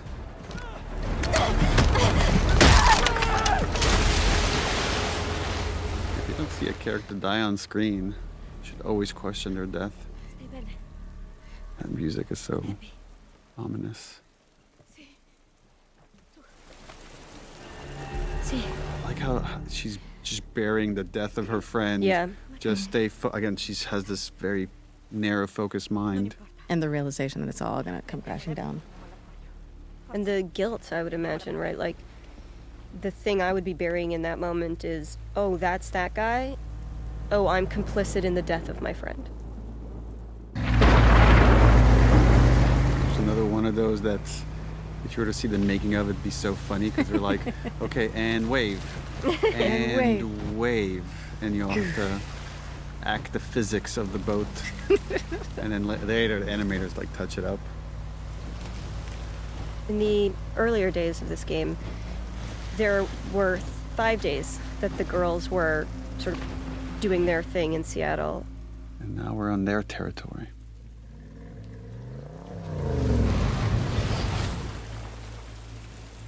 There was a whole day where Ellie would go to Scar Island to give you this opportunity to see them in the same nurturing way that we would see the stadium, where you get to see them take care of their children and their seniors, and you get to see them farming, and you get to see them be human people. But we cut it because ultimately it didn't shift Ellie's journey. Oh, this scene. This is a heavy scene. Mm. Unlike the rest of the game, which is just A comedy.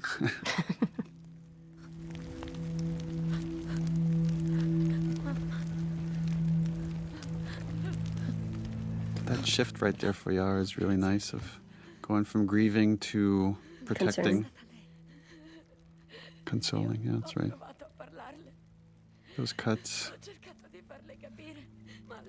And she knew it was going to happen. She knew that's what the outcome was going to be. Lev's an optimist. Ho provato a fermarla. Volevo solo spingerla via. E ha urtato il tavolo. With everything that baby Lev has been through in this past week, this is truly the death of his innocence. Mm-hmm. Now these three have become the us, and the WLF is about to become the them. There's this little connective tissue right here of or this moment of connection between Abby and Lev that I love, that she hands him the bow. Just the exchange, again, this exchange between them.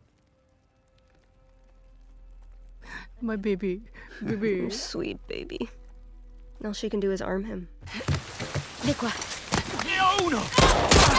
Yara! Oh, this is This is the... Yep. So right, originally you would come into this island, and this is where we would have killed Lev, and we had these concepts of stone mound graves, and that you would find Lev being buried in one. But instead, we flippity-flopped it. It's funny. It's like Abby stopping Lev from doing the thing she couldn't even do, is grieve for the person she loves. And there's our second Isaac scene. Oh, not a good look. This was really fun watching you guys play this back and forth. It's like every other time you've been able to reason with Isaac, but he's at the end of his rope. Non è vero, ti prego. Abby, spostati. Cristo, è solo un bambino. Isaac doesn't see a kid, you know? Ti do 3 secondi per allontanarti da quella iena. 1. Puoi spararmi. 2. Non mi sposto, cazzo. That facial expression was great. No! Che cazzo? Sparale! And Jeffrey Wright gave us a lot of deaths, a lot of falling in all these different ways. I remember that. This was another one of those where we wanted to make the volume feel bigger and run with the characters. And then we had a hard time, I don't know how much you remember, Laura, of like getting this beat to land right here, this exchange between the two characters, until we somehow, I don't remember the exact order of events, but we came up with this line right here. You're my people. Yeah, we were on the stage and it just wasn't quite working. And you came to me and you said, let's brainstorm some other lines. And I said, you're my people. And you're like, okay, that's it. And you just walk back on set. And it really, it's become my favorite line in the game, because it is, to me, it is the unifying idea. This one here is actually one of my favorite scenes in this game. I agree. This one's really great. It's just the visuals, the exchange, how far we've come. Just the idea that he's cold, the weather. She's so Joel here. She's just such a dad here. This is, again, this is one of those things that's very easy to write on the page. She takes her jacket off, she wraps it around Lev. Very hard to execute and make it look good.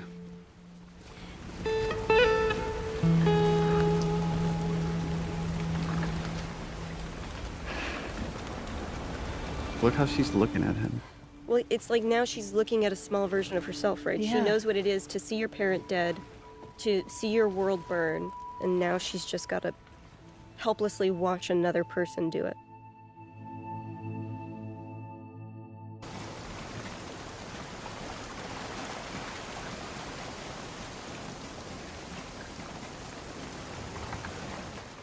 This is, again, where the two stories are barreling into each other.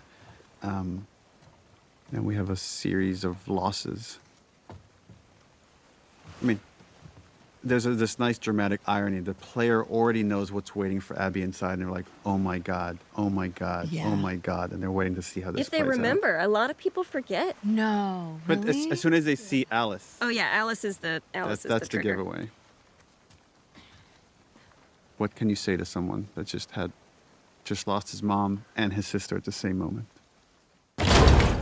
Alice is the only dog that actually has to die in the game, which was a fun thing during press when people would be like, why do you want us to kill dogs? And it's like, you don't actually have to in any of the setups. They're all voluntary kills, but Alice is the only requisite one. I'm pretty sure we're always careful to say you don't have to kill dogs, but we didn't say you don't have to kill a dog. Dog. The cutest dog that you play fetch with.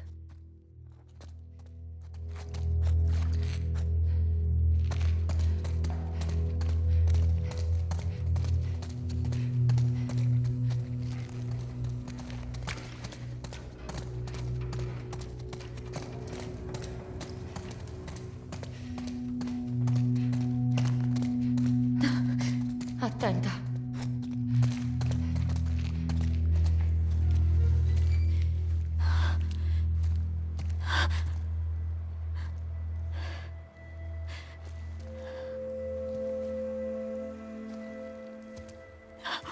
This is, Laura, you make this look very easy, but this is a very hard scene, I think, watching from the outside to act, which is you have to go from grief to pure rage. I think, Hallie, this was your throwing up that you wrote into this scene. Yeah, probably.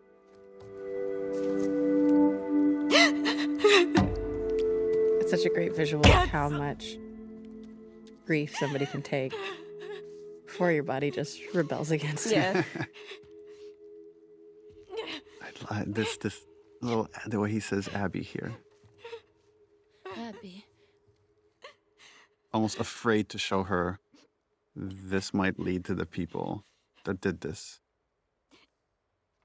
And of course, this was Ellie's mistake of dropping the map here in her panic attack. And and the music is doing a good job of just taking you internally into Abby's head.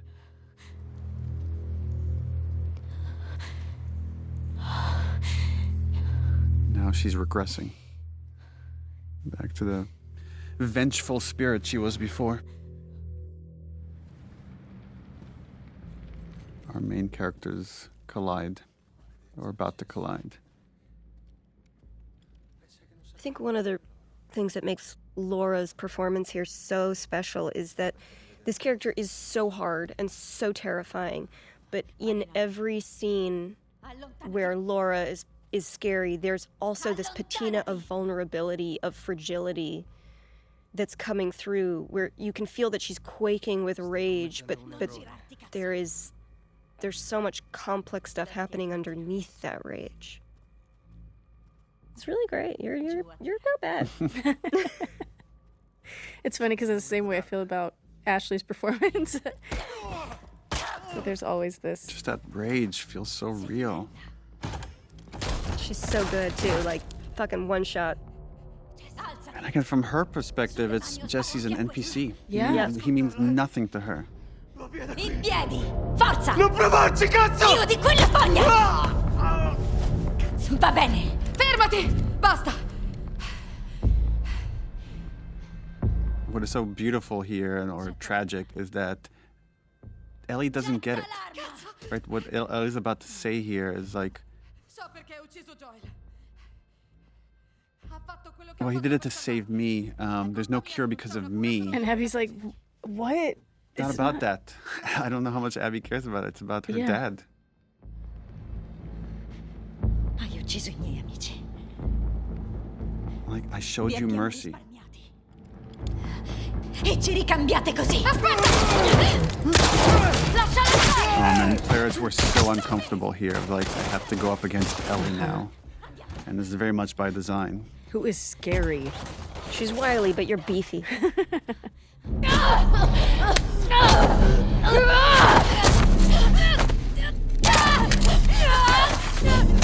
If I remember correctly, Ashley, we had to like have water in your mouth when you delivered some of the lines here, because your mouth is meant to be filled with blood. Yes. Wow. Okay, because I remember I was, as my usual, I was like, why am I just laying here? I would try everything I could to try to get up and go save her. So I think the water and having that and having sort of showing or being able to hear how messed up Ellie is in that moment. This is the other scene that lives in my head. The knife to a pregnant girl's throat. It's so terrible, but in her mind, like, Ellie just intentionally killed her pregnant friend, and Mel is so visibly pregnant.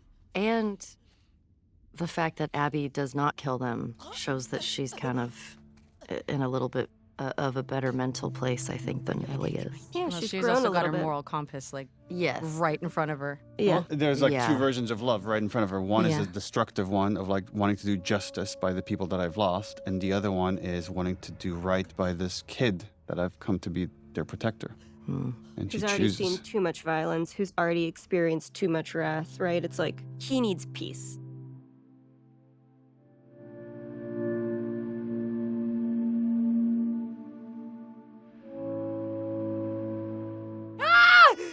Ellie! Ehi! That poor baby. That poor baby. Yeah. We had a lot of conversations here about Ellie's thought process, the things she's not expressing, but she put the baby's life at risk right now, right? It's like, who knows what, and when she's in this fog of PTSD, what she could have done. This is the moment for Ellie where she's... It's never going to get better. It's not going to get better, and she's put her family in danger. So it's probably better to just go. Well, Dina is also trying to sweep it under the rug, and this is what's going to happen in the next. He was like, let's just go back to bed. Everything's fine. If I could buy another week, maybe she'll get a little bit better. Or even just the distance to speak. It's just like when somebody's really in the thick of like the panic and the fog of grief like that, it's like you do kind of need time in order for them to kind of continue to progress through the stages. But it's like Ellie is refusing to move through these stages. And so, like, I feel like when we were doing this, like, the patience that I have with it was that it's like, maybe she'll move to the next stage soon. Maybe we're getting there. Maybe that's what we're getting to.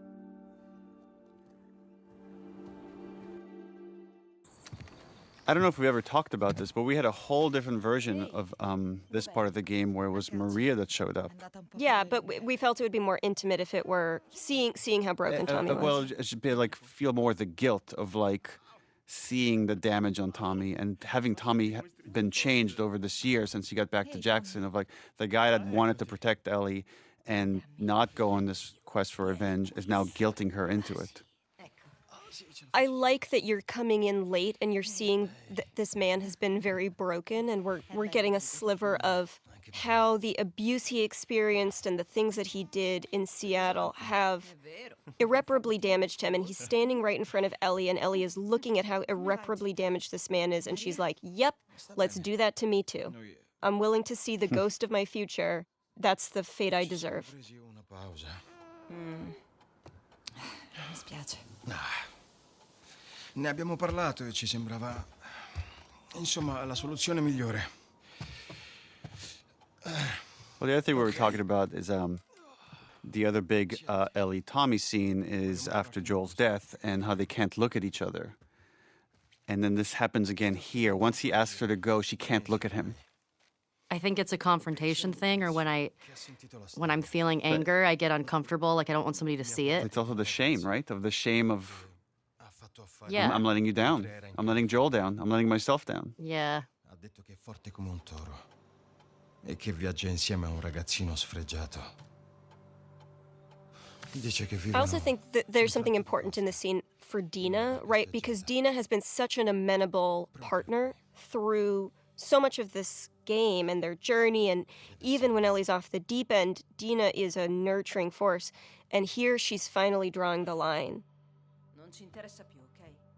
She's finally like, we're done with that. I'm speaking for Ellie now. There's a line here, and you've crossed it. And like the rage I felt too when he keeps going, I was like, it's love it. insidious. You know, it's like he came and brought the virus back into the house and now she's sick again. Think of all the guilt he's carrying. He failed to save Joel. He failed to save Jesse. He failed to get Abby. He's fucked up. His marriage has fallen apart. All he has left now is this revenge. That's it. Well, it also Yeah. it goes back again to that ego thing where it's like, you asked me to do this and I did it. I went to Seattle. Now I'm coming back for you to pay up. and you're going to be a little bitch about it. Well, and again, he doesn't. He's too blind to see the suffering that she's going through. All he could see is like how damaged he is. But what he's say is like, oh, you live out here, and you got your family, and everything's cushy, and everything's fine, and I'm the one suffering. But he doesn't see that he's not the only one suffering. And I love that Jeffrey, when Dina walks over and Ellie's sitting there at the table, and Jeffrey is not even acknowledging Dina. In a way, Tommy might feel like, I'm more family to you than Dina is. I've known you longer. That's exactly think what of everything it felt, we've been through. And it's the only time there's really personal conflict between Ellie and Tommy. That's one of my favorite Dina moments. Yeah. Because it felt so real. I was so mad. Yeah. Just like flying out the screen door and being like, listen, motherfucker, get off of our property. I love it. So this was one of the first things we shot for this game. Yep. There's so many characters here. We had to shoot this in multiple batches and then stitch it all together. I did several days just dancing. Yes. Yeah, remember we brought a dance choreographer that spent some time with you, Shannon. Yeah.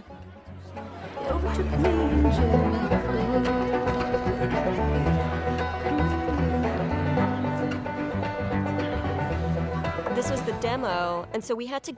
This was tricky because we're introducing to the world a lot of new characters with a lot of interesting dynamics, and trying to do that through exposition, but as thin an exposition as possible because, dear God, nobody likes exposition. It was hard. This scene has jumped around all over as we're playing with the structure. It used to be in the very beginning, and then we felt we just had too many cutscenes in the beginning. We needed to get to the action a little bit faster, and then we moved it to the end. We changed the writing for the beginning. Sta dando spettacolo. But there's something kind of nice, and I guess there's a tragedy to it of coming here at the end as a memory. Of just seeing Jesse's alive and Ellie and Dina are okay and no one's and there's Joel.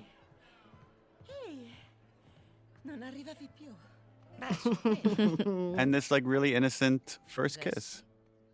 Vieni. Vi ricordo che domani usciamo presto. Riposatevi. Sì, signore. Sei una cretina. Ti prego. This was the first scene we shot. This was the first scene we shot after you hired me. Yeah. Allora quanto puzzo? I look at this and I'm just overwhelmed with all the details of the shirt, of sweat stains, of little hairs on the neck, little dimples on the smile. And this is hundreds of people of work for months to get this little moment. Sweat and trying to capture. The hair that I put behind her ear is crazy. Yeah. Mm-hmm. And that has to switch from being physics hair to being hand animated hair as soon as you make contact with it. Whoa.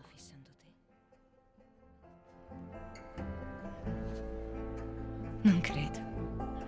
And even just the kissing, it looks so realistic. Yeah, and it's actually a combination of several performances all stitched together right here. And then the lighting has to change from shot to shot.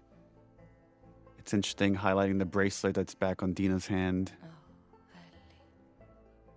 It's a nice reflective moment of how innocent things were for all these characters. Yeah. I love just the little surprise on Ellie's face, the little moment of shock before melting into it. And then we're about to get into Seth. And again, Shannon, your rage is so real here.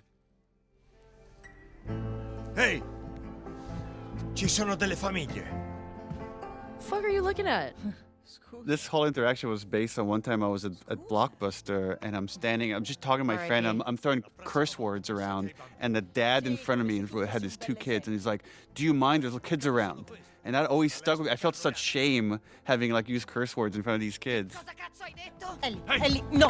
Via dalle palle. Non provare a toccarmi. Ehi! Basta. Vieni, facciamoci un giro. E loro? Preoccupati per te. I feel so bad for Joel here. Ugh, me too. Che volevi fare? She doesn't want to be under his shadow anymore. No. But he can't help himself. He's just trying to. He's trying someone to is dad. someone is hurting her, and he's going to stand up for her. Oh, Papa Bear. Yeah, you know you were an asshole. Yeah. Yeah.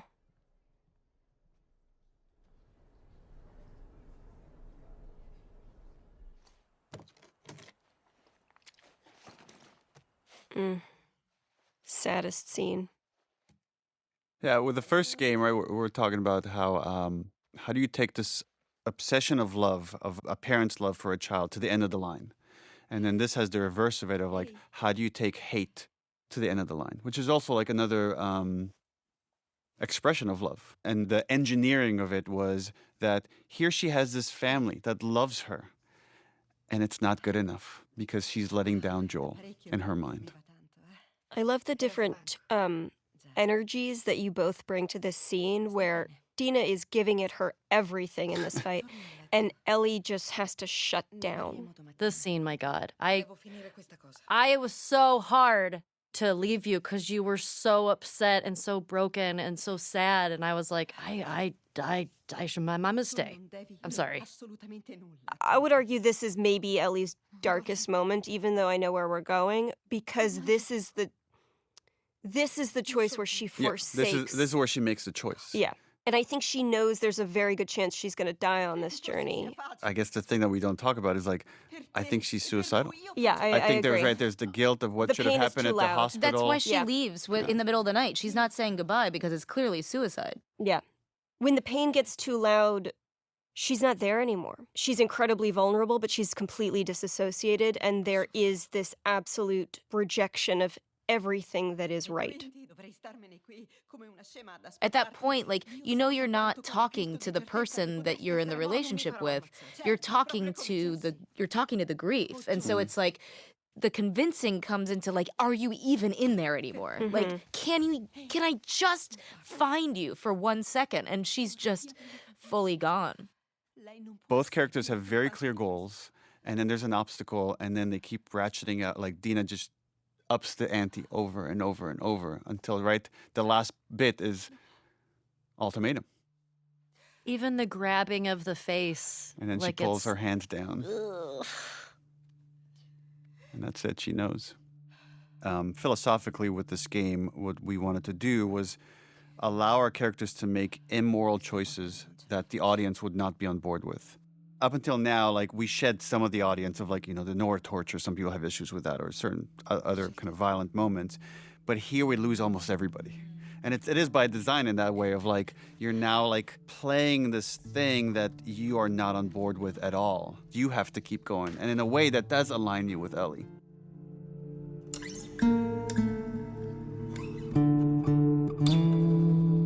These shots are so gorgeous. There's a nice misdirect coming up here. We purposely gave Lev chucks. So you're thinking for a second that, oh, okay, this is where I pick up Ellie's journey. And again, now you've been a while away from Abby and Lev. And now Lev has fully shed his seraphite exterior. Has hair. I love to see their growth, their relationship in this moment. Okay, Constance. In letting go of hate, Abby has taken on Owen's optimism, Owen's hope. This thing that was just this flame that was almost completely extinguished within her. Somehow in all that tragedy and all that horror, she was able to find it again. Her face seems brighter, it seems lighter than it has been the entire game, even in the flashbacks.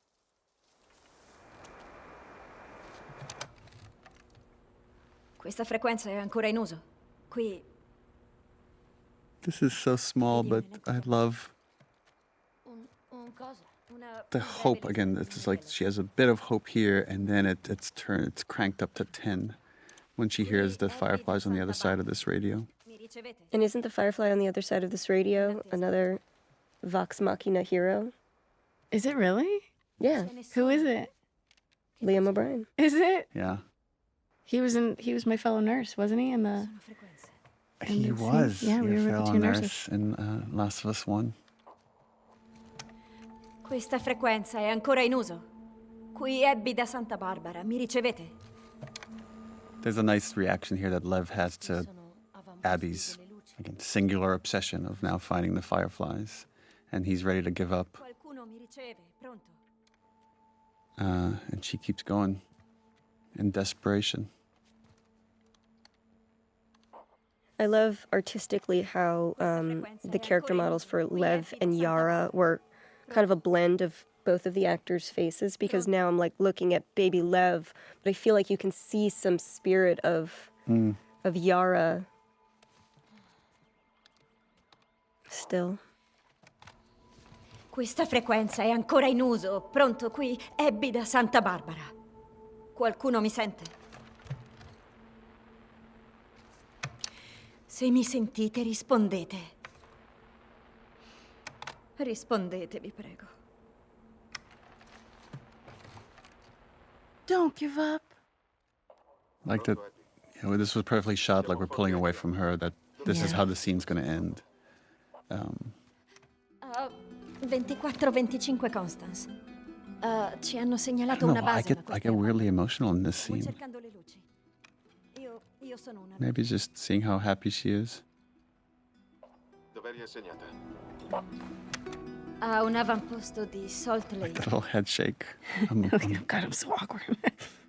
I mean, I guess I'm a Firefly. I kind of disavowed them, but that is who I truly am. Era mio padre. Caspita. Abbiamo evacuato le stazioni Like ausiliari Liam's e trasferito acting right here, like in the reply. How about that? Like, holy shit. 200 al momento. Ogni mese arriva qualcuno. Owen lo diceva. C'è posto per altri 2. Dove vi troviamo? It's, Oh god, yeah, that's there it is. Grande edificio a cupola di Avalon. Vi troveremo noi. Ok. Look at like, the way Lev vediamo looks at her. He's happy for her. Non vedo l'ora. Auguri, Abby da Santa Barbara. Well, it's also like Passo e chiudo. there's a possibility of community here again. Yeah. Well, I'm sure everything's going to turn out fine for these two. But it needs to, Neil.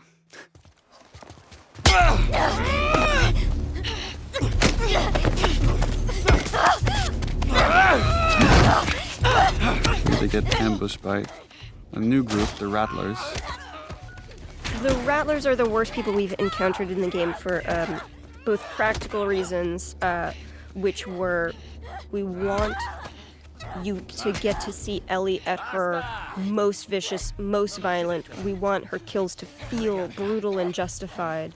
And we want to feel like Abby and Lev, were they not saved, would have died. There's also, with this group, wanting to make them really awful, to play a little bit with tropes and structure and misdirect the player, that in a lot of these stories, you have these two characters that you're rooting for against each other, and then there's a really evil force, and you see them team up, and they're going to work together to defeat the bad guys. And that's not how this plays out at all. That always felt a little too cliche, and I don't know if it really spoke to the themes of what we're trying to say here. But we wanted the player to think that's what's going to happen.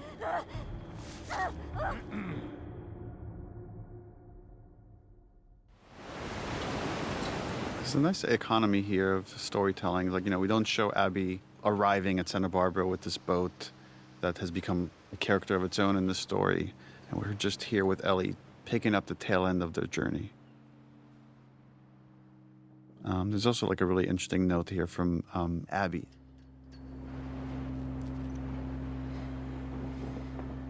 And it's also the first time we're seeing just how emaciated Ellie has become. And she's sunburned and clearly not taking care of herself in the pursuit of Abby. I mean, it mirrors it can't all be for nothing, because she's killed so many people at this point. If she stops, that all is just for nothing. I really like that, the parallel of the first game of like, her wanting to see things all the way through with her stubbornness, even though there's a part of her that says this is not the right thing to do. Yes. Nice mirror here of the injury Joel had in the hospital in the first game. We're constructing this. We wanted to injure Ellie badly. So again, she's choosing the pursuit of this thing over her own health, that she will likely die. if she sees this all the way through. I would argue she is dead already. Mm-hmm. Doing this upside down hair was such a pain. Because they have to, essentially, you can't just move the hair upside down. You have to remodel the whole thing.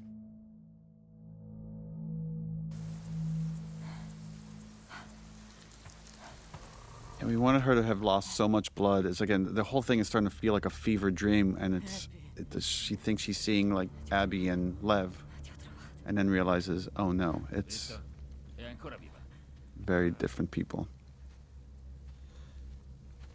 Travis and Logic.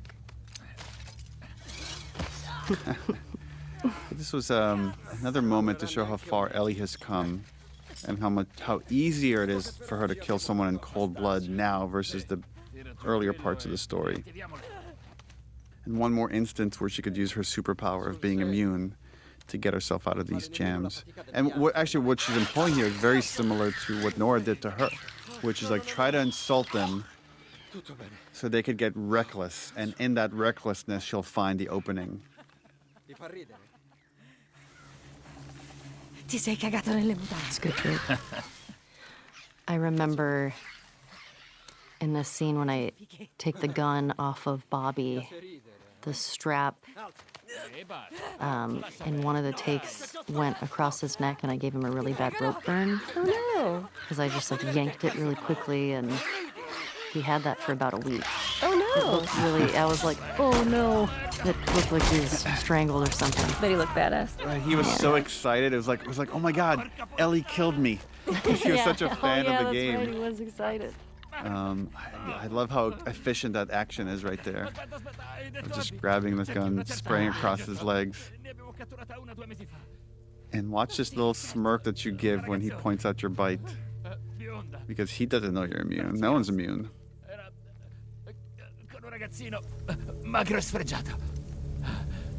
Travis Willingham. Look at your face there. It's like it's like she's getting another hit of her drug. Of like, I'm actually back on the trail. She's so close, you can feel it. Watch this smile. Looks at the bite. Right there. E sarebbe?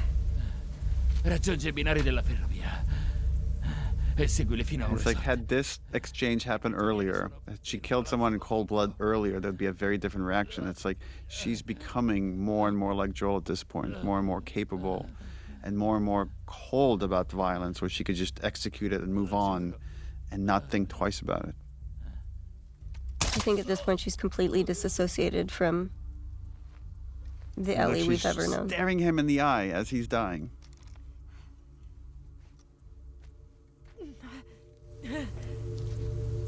And just a hint that the injury's getting worse and worse. But again, she's not going to stop. She can't. Not yet. Remember this. Yeah, so the idea, right? She gets hit right at her injury. I like how badass this scene is. The desperation. Ugh. Remember the thumb to the eye. Ho preso le chiavi! This is Matthew Mercer. Yeah. Oh, yeah. What I like about this sequence, too, is, like, you can look at everything that Ellie does is so ugly and so brutal and so unnecessary, but had she not come after Abby, who knows if these people would have ever been free? Who knows if this uprising would have ever happened, right? So again, there's these butterfly wings happening because of all of the choices she's made, that none of them are just black and white. You've got this constant gray you have to reconcile with. Oh, they're staring at her like she's some kind of wild animal. Again, like there's this whole crazy thing going on here of like slaves and slavers, and Ellie cares none of that. It's just she's so single-minded about Abby, and pretty soon, like in gameplay, she's gonna just start repeating Abby, Abby. I wonder how much of Ellie is hoping to die in that fight. Sei tu.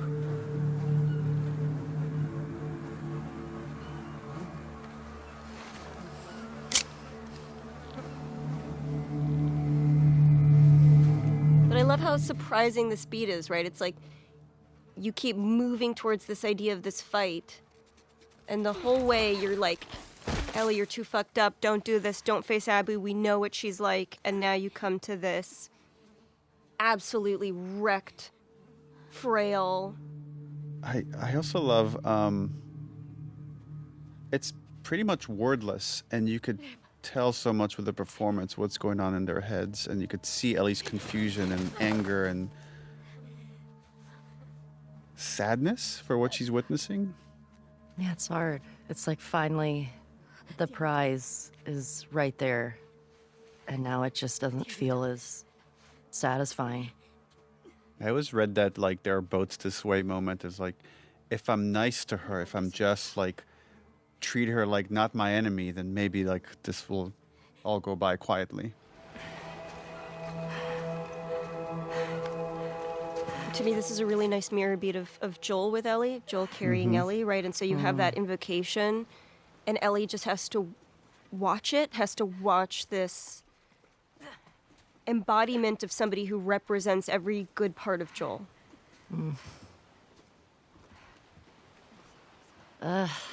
It makes me so sad. This scene. It's just because Ellie doesn't know what to do with all of that anger and that hurt from losing Joel. And now this is the moment. Yeah, because at this point, that's all Ellie has left. It's just this fucked up quest.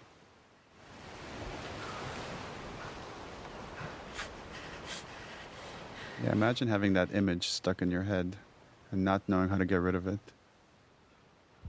Yeah.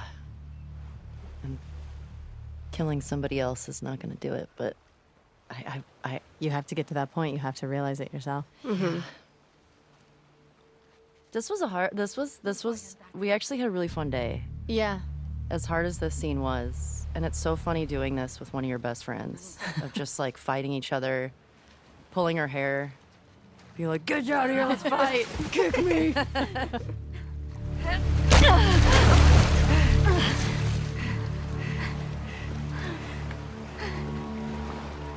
No.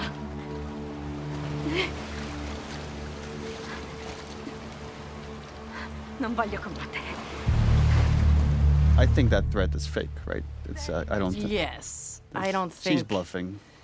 I absolutely think she's bluffing. Really? Yeah.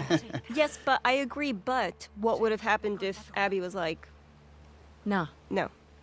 Like, I feel like she still would have pushed that. I would think she would have pushed that knife in. This is great that there's all these different interpretations. That's 'cause so I cool. don't think she would. There were all these other versions of how Ellie lost her fingers. Remember, Hallie, of like, there used to be when someone was waiting for her at the farm and then tortured her in retribution for what happened in Seattle. Yeah. Oh, I didn't know that. It was like the parent or somebody Yeah. of somebody who died, of like an NPC essentially, who came, and so you're seeing that cyclical nature of violence of like, you killed my person, you killed my person, you killed my person. So somebody you didn't even realize you'd really killed tracks Ellie down. Wow. I love how you pin her with your knee. Yeah. So originally the conception was that Abby dies here, and it would have been such a different game, I think, if right now there was just a body underwater and Ellie was having this moment. Yeah, you didn't know that? I did not know Abby died here originally. Originally, like, I think both Yara and Lev died, and this was just Abby by herself when you meet up with her. And then Ellie kills Abby. Rough. Yeah. I think leaving Ellie with 3% of the humanity that she got from who she was, that good kid, that scrappy kid that Joel helped shape. I think if she killed Abby, you'd never see that kid again. And this gives a hope that she's still in there a little bit and could be maybe revived in the same way that Abby was revived in the right circumstance. I agree. Seeing the reactions, there's people that wanting to know, what was it exactly that made Ellie stop? Is it Lev? Is it this memory of Joel? Is it everything she's experienced? Is it just like Abby's state, that it's not this person that defeated her in the theater? to me, it's all those things. The way our brains work is so messy. And that's the story was always meant to be very messy in that way, that there aren't these clear-cut answers. To me, that moment is 2 more seconds, this girl is dead. So I already know what this feels like. I can see what I'm going to feel like 5 seconds from now. Yes. And it's no different. Yes. So why?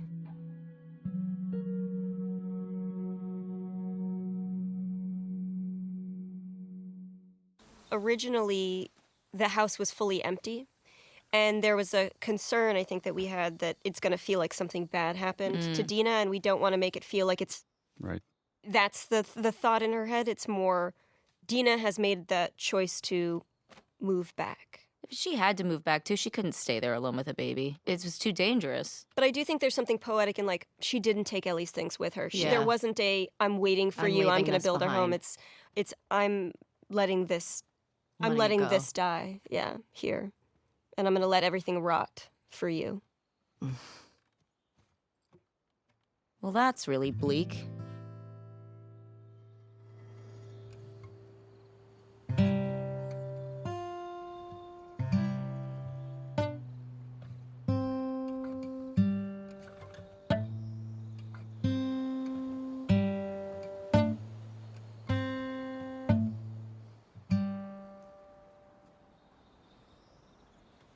Yeah, we wanted to create a metaphor for the unintended consequences of pursuing justice at any cost. And here we get to feel it of this song that means so much to Ellie, she just can't play it anymore.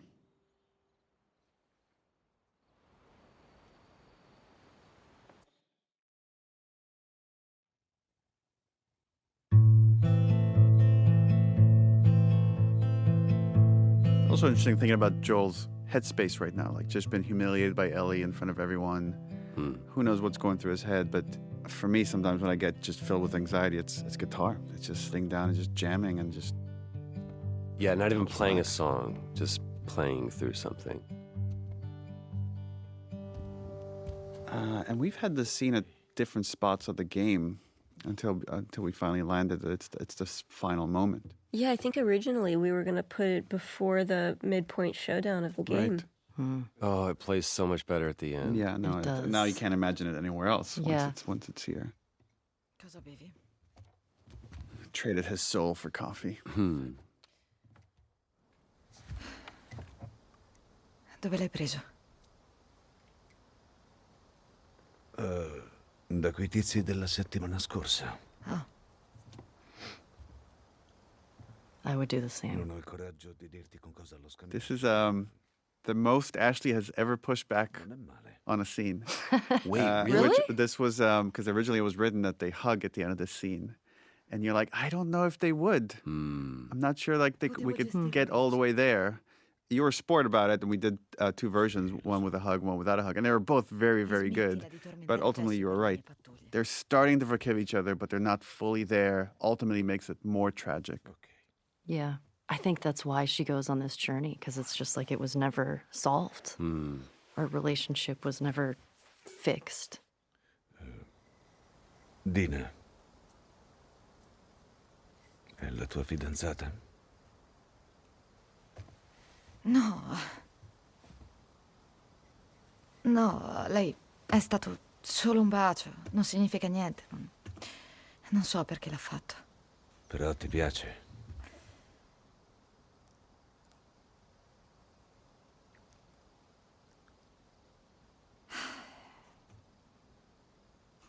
They just have like a father-daughter moment. Just this exchange about this crush that she has on this other girl, and Joel telling her like she would be lucky to have you. Again, he has unconditional love for Ellie, and that's what drives her mad. It'd be so much easier if he was just a complete piece of shit. Oh yeah, then you could just forget about him. Yeah, but you can't. I mean, that's what's hard. I mean, she knows that he cares, and she knows that he does love her. Sarei dovuta morire in quell'ospedale. I also love that you bring it back to, we're talking around the thing that we need to talk about. And you doing all of these gestures to try to make it better is not what I want. I'm going to bring it back to what the issue is, and that's I should have died in that hospital. I also love watching when do you both decide to make eye contact? Oh, right. Interesting. And it's like right here for the watch at the end of this statement for emphasis. All eye contact. Because I am dead serious. I don't care the cost. I would do it all over again. Even if it means I'd lose you. There is something to be said for your writing in this, which is, I would do it all over again, and I would do it all over again. Walk the knife's edge of meaning, because there's one that is repentant and there is one that is resolute. È che non credo che potrò mai perdonarti. Like this false moment, I can never forgive you that. And he's ready to accept it. And then he's all of a sudden, but I'd like to try. And then I think the water works for everyone. Yeah. Just start right here. Oh. We did a lot of work of just writing these scenes and not being heavy-handed to talk about theme, but there is something about just the placement of the scene here. And it's a scene about getting over some horrible transgression that one feels, because there's other things that are worthwhile in this world than just kind of living in this resentment, next to the moment where Ellie decides to let Abby go. And whether she fully forgives her or not almost doesn't even matter. It's just she knows there's other things in life that are more worth putting your focus on.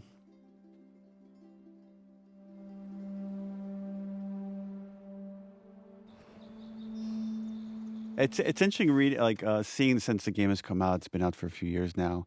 How many different interpretations there are for this leaving of the guitar here.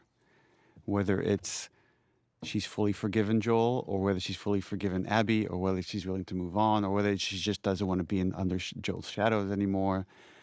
And when people always I don't know if you get this often, people often come to me and they want the answer. They're like, which one is it? Mm-hmm. And I'm like, it's all those things. It's all those things in some way. Like, people's minds are so complicated. Yeah. I mean, I think it's what we've been talking about with grief and how that can sort of manifest in somebody. I'll caveat by saying this is my own interpretation. And it doesn't mean that it's right. It's just mine. But sometimes you have so many triggers for trauma that you just need to let anything that might trigger you, you just have to let it go and start over. I mean, how I felt in that moment of, it's easier just to not get close to people. We know when we were writing this, we had so many conversations about leaving it on a hopeful note. And even though it's very dark, I do find it to be a hopeful note. It's left with that question of once you've committed all these atrocities yourself, can you come back from that?